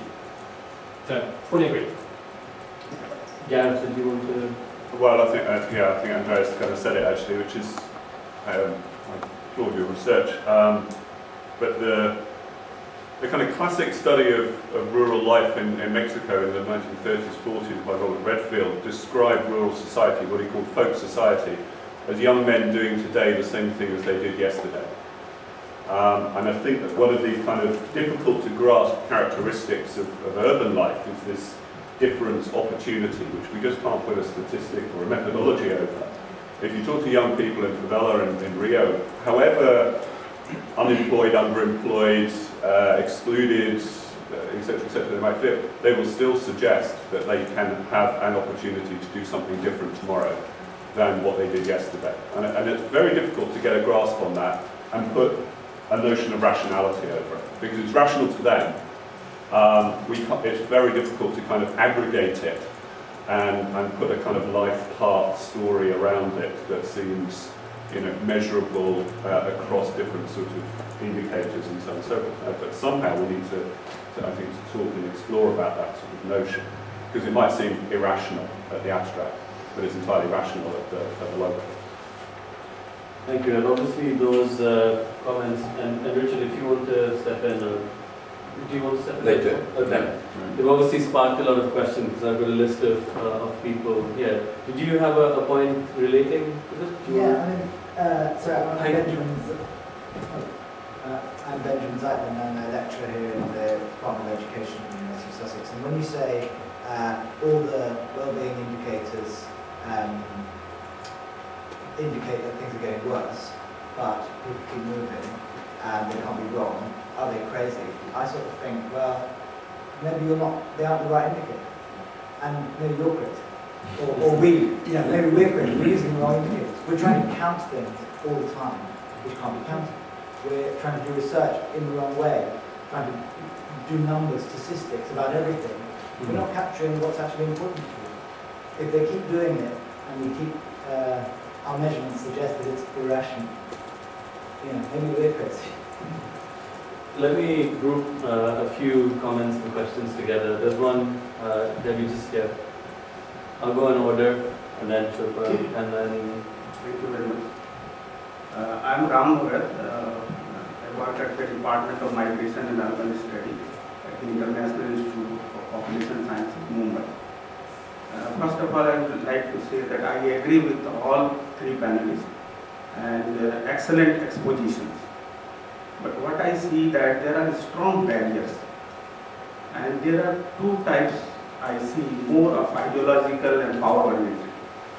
And when we see India, we have very excellent development in 73rd and 74th Amendment to the Constitution, where decentralized, participatory democracy, local democracy, everything has been promised.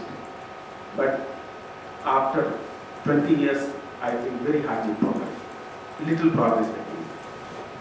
So what we see that more centralization, more non-participatory, right from the top to the bottom, central government acquiring more power, and the state government is not ready to devolve power to the local body.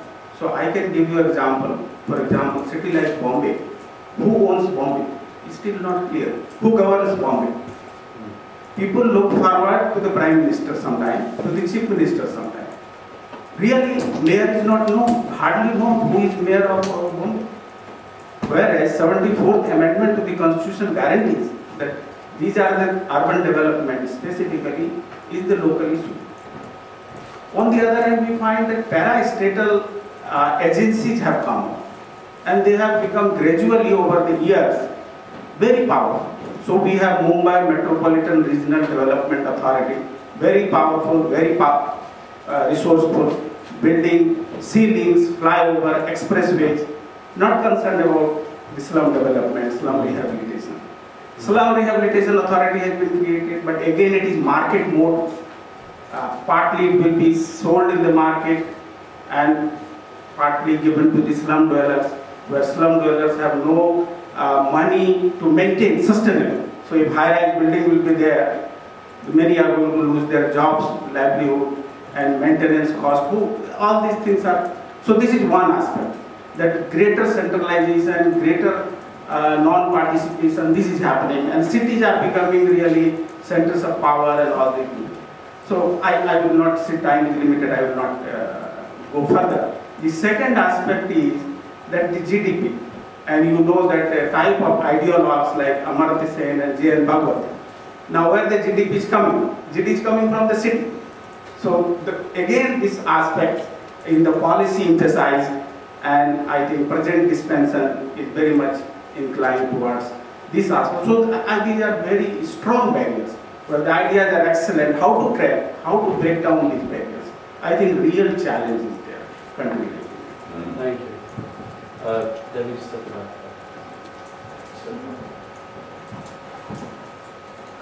Hi, I'm Prachi. I'm from India Strength. My question is to Richard and Andrea. Now you guys talked about resource mobilization, right? So, like I would like to ask many cities and urban local bodies in India. Let's just forget your Mumbai, Delhi, and Kolkata. every other city is having a big problem of capacity building. People who, they don't even, and when I talk about capacity building, I'm talking in two aspects of it. One is human resources. People who are that capable as to even apply to grants or even whatever systems of tax collection and whatever these systems, they do not have that kind of human resource that can generate these incomes. And second part is financial capacity building. So when, and all of this was highlighted when JNNURM was applied. Cities like Mumbai, Kolkata, Delhi and Gujarat, in Ahmedabad were the biggest ones who took away majority of the funds. Cities like Lucknow, Patna and everyone couldn't because they did not have that sort of capacity to apply for the funds and generate funds themselves. So this would be an interesting way to know what about resource, what about capacity building. Thank you. Yeah. We have two more, Donald and Chris, and then we'll do another quick round. And please keep your questions short so we can get everybody's questions in. It is more of a reflection, actually. My name is Donald. I'm with the International Institute for Environment and Development. I think when we think about urbanization, I think it's in the indicators. I think it's also important to consider how we're measuring poverty, particularly in relation to the limitations of the conventional dollar-a-day poverty line, which really doesn't take into account in any way the cost of non-food needs and the higher cost of living in urban areas, such as how much basic infrastructure and services are commoditized and must therefore be purchased. Yet this is not taken into account. And the effect is that urban poverty has been greatly underestimated.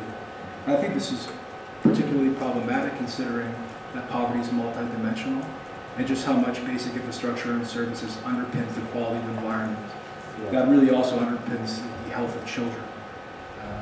So I think it's important to look at urbanization and the indicators also in relation to how we're measuring poverty and how we can measure it more appropriately in an urban context. Thank you. And lastly, Chris. Hi, Chris Binney from IDS. I just want to come back very shortly on Priya and Andrea, which I think basically from a methodological perspective means that we will not be able to get the right picture if we simply focus on only objective or subjective. And I think what it means for us is even when we talk about well-being, we need to have both the subjective and the objective dimension of well-being to get a better picture. Eventually people make decisions on subjective feeling, but the objective part, which I think Andrea very wisely pictured, is also very important. I'll ask the panel to quickly respond to that. And obviously, a lot of these discussions will carry on for the next day and a half. But Gareth, would you like to respond? Yeah, I'm not going to respond to all. I wouldn't respond to the question of madness, however, I think. And I suppose rationality, etc., that we already just touched upon, because well, Andrea had this sort of urban-rural distinction in some of those data, and I was wondering again, with sort of homicide in mind, you're much more likely to be killed in a Latin American city than in the countryside. Just very much more likely to be killed. I mean, so does it make you even madder to walk towards death in the name of, you know, a better quality of life? It seems a strange thing to do, but with some data with gang members in Central America and El Salvador, I think it was, is that their life expectancy on joining the gang is 7 more years on average, and they on average will die between 23 and 25 years of age. Now, you know, measuring U5MR is fine. It's mortality rate between the age of sort of 20 and 30.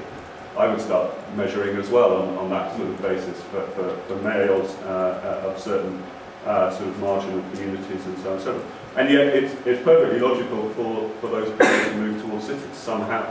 And gangs is part of the logic of their movement. That's the means and ends to their movement, even though it's likely to kill them in very short time. So the opportunities and difference and so forth is clearly a very powerful motivator that we can't get a grasp of.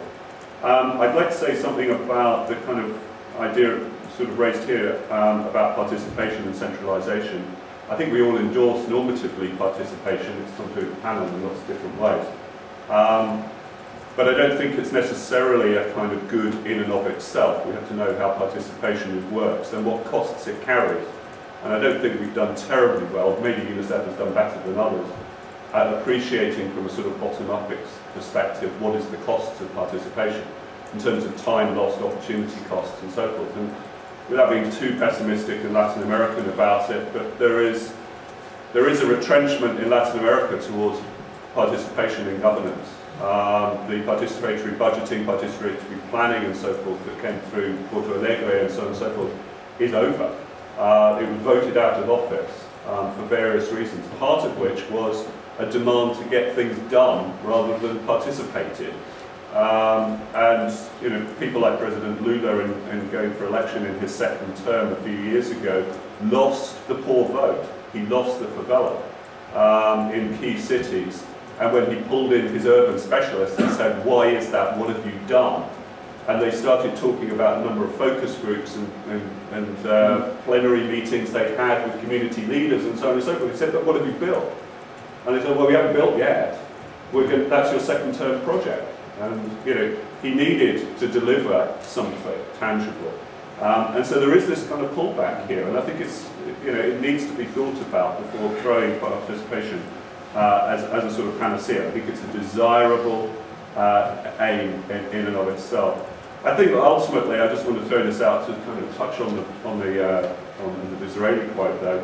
I can't answer what a nation city might look like or what it might sort of be captured by as a sort of term, but I would hope in some sense that we could debate, and you could debate, what is the nature of public goods in the Asian city? Because I think we've got into a real mess in Western Europe and in Latin America about the distinction between what is public and what is private, and what should be public and what is private. And I'd like to see something as a city as a sort of public entity much more, in which states and others operate for the nature of the public at all age groups, not only children incidentally, and somehow capture and preserve what is the public nature of the city. Because it does seem to me to be seriously under threat in Asia, as in other cities. So I'd like to see a public city as something like a sort of strap line somehow. Maybe it could also be a fun city. Too much. Thank you, Richard? Yeah, there's many things to interact on. Let me start. The multidimensional poverty, totally with. I hope the UNICEF gang, those of you who are with UNICEF, think in terms of multidimensional poverty. And I say that this $1 a day or $1.25, well, it's actually misleading. But there's a lot of work now. There's multidimensional poverty indicators for at least 100 countries of the world. I would say a very good thing that UNICEF could be supporting is multidimensional, as you were saying, at not just urban level, but in particular places of the urban areas, particular slum or whatever. Very good use of UNICEF money, not merely to get statistics, I emphasize, but to mobilize behind the messages that have emerged and often are not realized. So that's the first point. And in terms of the dimensions, I would take Andrea's lovely picture of your son and all those things around. They're all the dimensions that you had in that slide, which seem to me exactly the indicators, and no doubt there might be some others that would be useful to measure. I want to say also the tax issue I thought was wonderful, and it's nothing wrong with UNICEF advocating not merely the need for more money, but some of the injustices of the tax system and what should be how taxes should be raised and could be raised. UNICEF is its best, as I said, has been a bold voice. And again, not merely a global voice with whatever they decide to do in New York, but locally in the community and so forth. And so I think what you were saying, Andrea, about the need for more money and the allocation of that existing money, very important. I'd make 2 points further on that. One, land tax. You emphasized that in Mali, no land tax, and yet, you know, there's a lot of work going back, and I've just lost his name. Who was the great economist, late 19th century, sometimes treated as scurrilous, who wrote Poverty and Plenty? Was it Poverty? The American, he never studied economics, which is why he was a good economist in my opinion. But Henry George. And Henry George made his calculations. If you move to a land-based tax, in which you didn't tax buildings, you taxed the increase in the value of the land by 100%, it couldn't possibly lead to any disincentive effects because the land is there. And he said if you did that, that would be enough to spend in the United States, where it's making the calculation, enough to get rid of all poverty. Well, that was a bit over-optimistic. And then everyone says, of course, oh, you can't possibly have a land-based tax. Don't let's be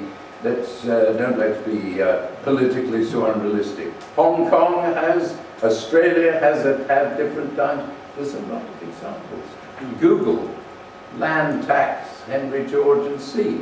It's more possible. And if I had any political power in the Great Britain at all, I'd start with London. And I mean, land has been soaring, people have been making enormous profit out of it. But it's relevant. If you read Piketty's book, he says we need a wealth tax. And the Liberal Party did come out 2 years ago, so it's still more or less on the agenda, a wealth tax based on mansions. Tax the mansions. So all these things, no reason for it. Now, I want to end my little comments about participation and why I think a characteristic of UNICEF is to be optimistic. Not optimistic without attention to the evidence, but look for the positive cases. So I give you one. And this is a real case, 1990, I'm afraid, going back to when I was in UNICEF. And we heard from Ecuador, just after the Convention on the Rights of the Child had been approved, not yet ratified by all the countries, but approved as a convention. 3 children in Ecuador said they wanted to have a vote of children on the Convention of the Rights of the Child. As I recall, 1 was 11 and 2 were 12. Well, it sounded pretty stupid to start with, to be honest. Ask children, do they want a Convention on the Rights of the Child? And the answer would be yes, of course. No, that wasn't their idea. This is an idea. They went to the person who was in charge of election and election machinery in Ecuador, said, can we use it for a particular weekend, and we want to get children to vote. Not yes, no, do they like the convention or not, but which of the 12, or was it 8 parts of the convention, they divided the 44 articles into 8, which did each child voting think was most important to their lives. They expected 60,000 would vote, 183 times as many children voted. The question, which do you think the children of Ecuador in 1990, which cluster of articles they thought was the most important to them? The floor is open. Education. Dare I say, dear Roger, everyone begins by saying that. my sample of about 20 billion people I asked this to. No. Your point, freedom from violence. Exactly what Gareth was saying. And that was what the children came up with. What do I deduce from that? There's energy out there if we find ways of tapping into what children think, what perhaps slum dwellers think, and it's not easy, and it can so easily be the system be corrupted. But my reaction to you would be, lost your name, I'm afraid, make sure women get a voice. Perhaps the gender budgeting process at local level, or the child budgeting process. Get the facts out there, get some of the women saying, this is outrageous when we see how the money is being spent, misallocated, and set loose that sort of participatory reaction in whatever way is possible. And that's why I learned optimism from UNICEF, and I hope go to my grave being a UNICEF optimist. Thank you. Andrea, you're going to briefly respond, and I will, at the risk of our losing a little bit of coffee time, take another short round of questions. Two things. One on the indicator. I've been passionate about measurement things. It is true that $1.525 a day is nonsense. It doesn't say anything. But in UNICEF we went into the multiple overlapping deprivation analysis, a very sophisticated ways where we look at different kind of deprivation in different sectors. And we have instruments to look very in-depth about the quality of children. But try to explain that one to a policymaker.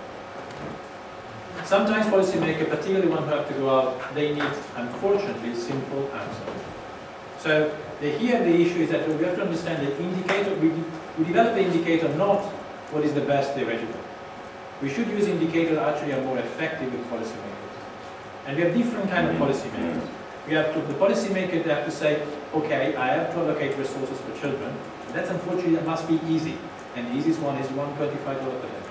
And then you have indicators when you work with the director or the permanent secretary or whoever else is developing the policy once the policy is decided, then it has to be more specific. It cannot be just the 1.25. And that is what we need to have multidimensional analysis, also overlapping multidimensional analysis, understanding actually where are the deprivations.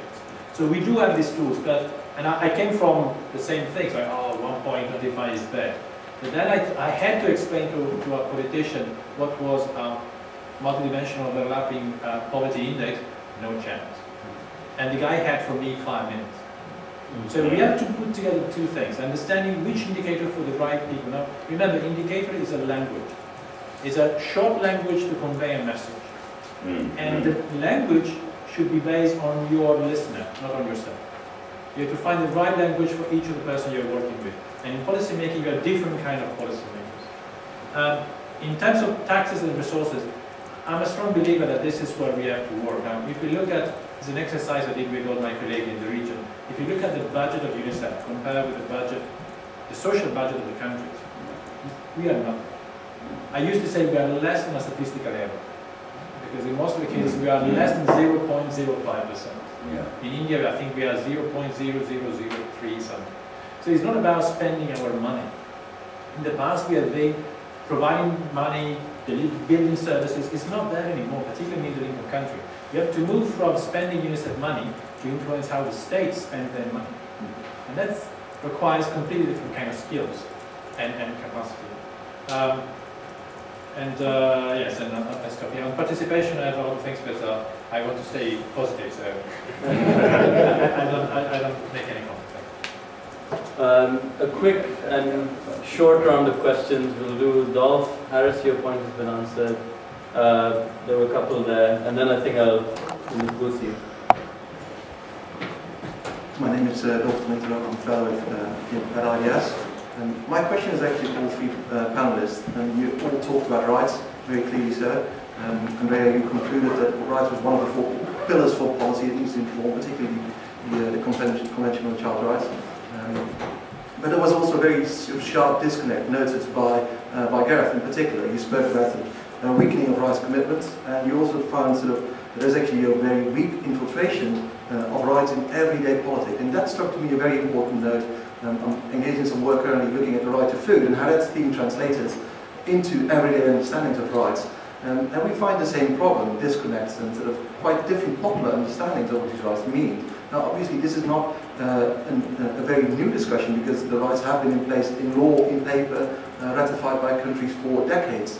So my question is there something specific about the urban condition that might foster or that might drive particular barriers to its coming to such a common popular understanding of rights, which has a closer connection to what the international human rights law says? Thank you. And let me just, there's last two, I'm afraid, here. Just behind her.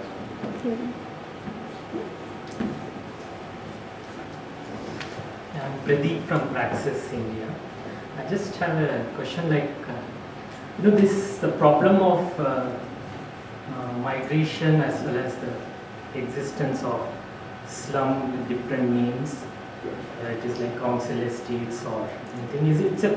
I just want to know whether it's a problem in the West as well, in say North America as well as Europe, and what are the things which probably developing countries or the countries have to learn or not to learn from the experiences of the West.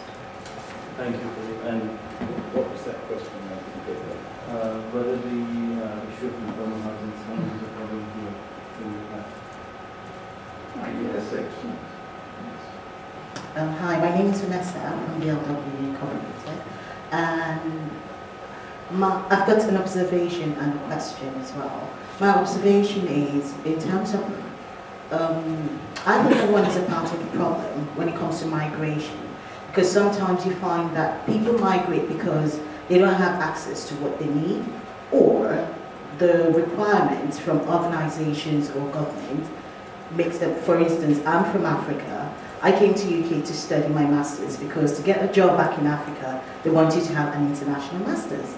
So it becomes kind of like a problem as well. And so you find people migrating from the rural areas to the urban areas because the state dictates that this is what they need to acquire in order to progress in life. Whereas if you take such things back to where they come from, they would happily stay there. So in terms of for the Asian cities, I'm wondering what would be the problem with, or the challenges that could be faced with moving these amenities or infrastructure back to the rural areas. Probably that would encourage more people to stay. Like if you have industries that pay as well as people who live in cities, they will probably stay back in the rural areas rather than move to the cities. Thank you. Should we start at the other end this time, Andrea? And any responses, very, very briefly. My response is, I always try to conclude with the CRC. I'm an economist, but I think that CRC is the best policy and economic tool that we ever developed. And we are not using it in full. And going back even to indicators, think about most of the indicators that as units we produce are covering 10% of the CRC. And we don't have indicators on the right to play. We don't have indicators on culture. Now, I had the privilege to work in South Asia, and one of the countries I worked with was Bhutan. And probably as you know, Bhutan developed the idea of gross national happiness kind of approach. And sometimes people laugh when I say gross national happiness, because they think about these happy people in the middle of the Himalaya. They're not all happy, and they actually have a lot of problems. But at least they try to measure something that was beyond the normal kind of indicators. Going beyond GDP, but also going beyond the normal outcome indicators. Now, probably as UNICEF and as people working with children, we should go back to the CRC and asking ourselves, going article by article. And as Richard invited us, remember also Gareth, reading the CRC, maybe just this year because of the 25th anniversary, and asking ourselves, do we really have an indicator for this article? And we look at cities, are we really looking at this? Are we measuring, what is the level of participation scale? What is the level of best interest of children? Are we really taking care of that? Are we measuring that? And remembering, each article is a law. It's not just a suggestion. We should have an obligation to do that, and we are not doing it. Because I think that that's the path, is going beyond GDP, going beyond even outcome, and start looking at what the children actually are. And how to do it? With the CRC. Thank you. Very briefly, Richard. Yeah, well, I must say on the informal housing issue in Britain, I think it's a very interesting question, and there's always been a tension in this institute, IDS, as to how much we study developing countries over there and how much we discover this work on and do research on problems in our own backyard, as someone called it. Offhand, I would say in Brighton, we have a lot of housing problems, certainly in Britain as a whole. I'm not thinking straight enough to think whether the informal sector approach illuminates some of the problems, how it would illuminate the problems in Brighton or in England. I'm sure it would. Thank you for the challenge. I'm trying to think of that as I go to speak tonight.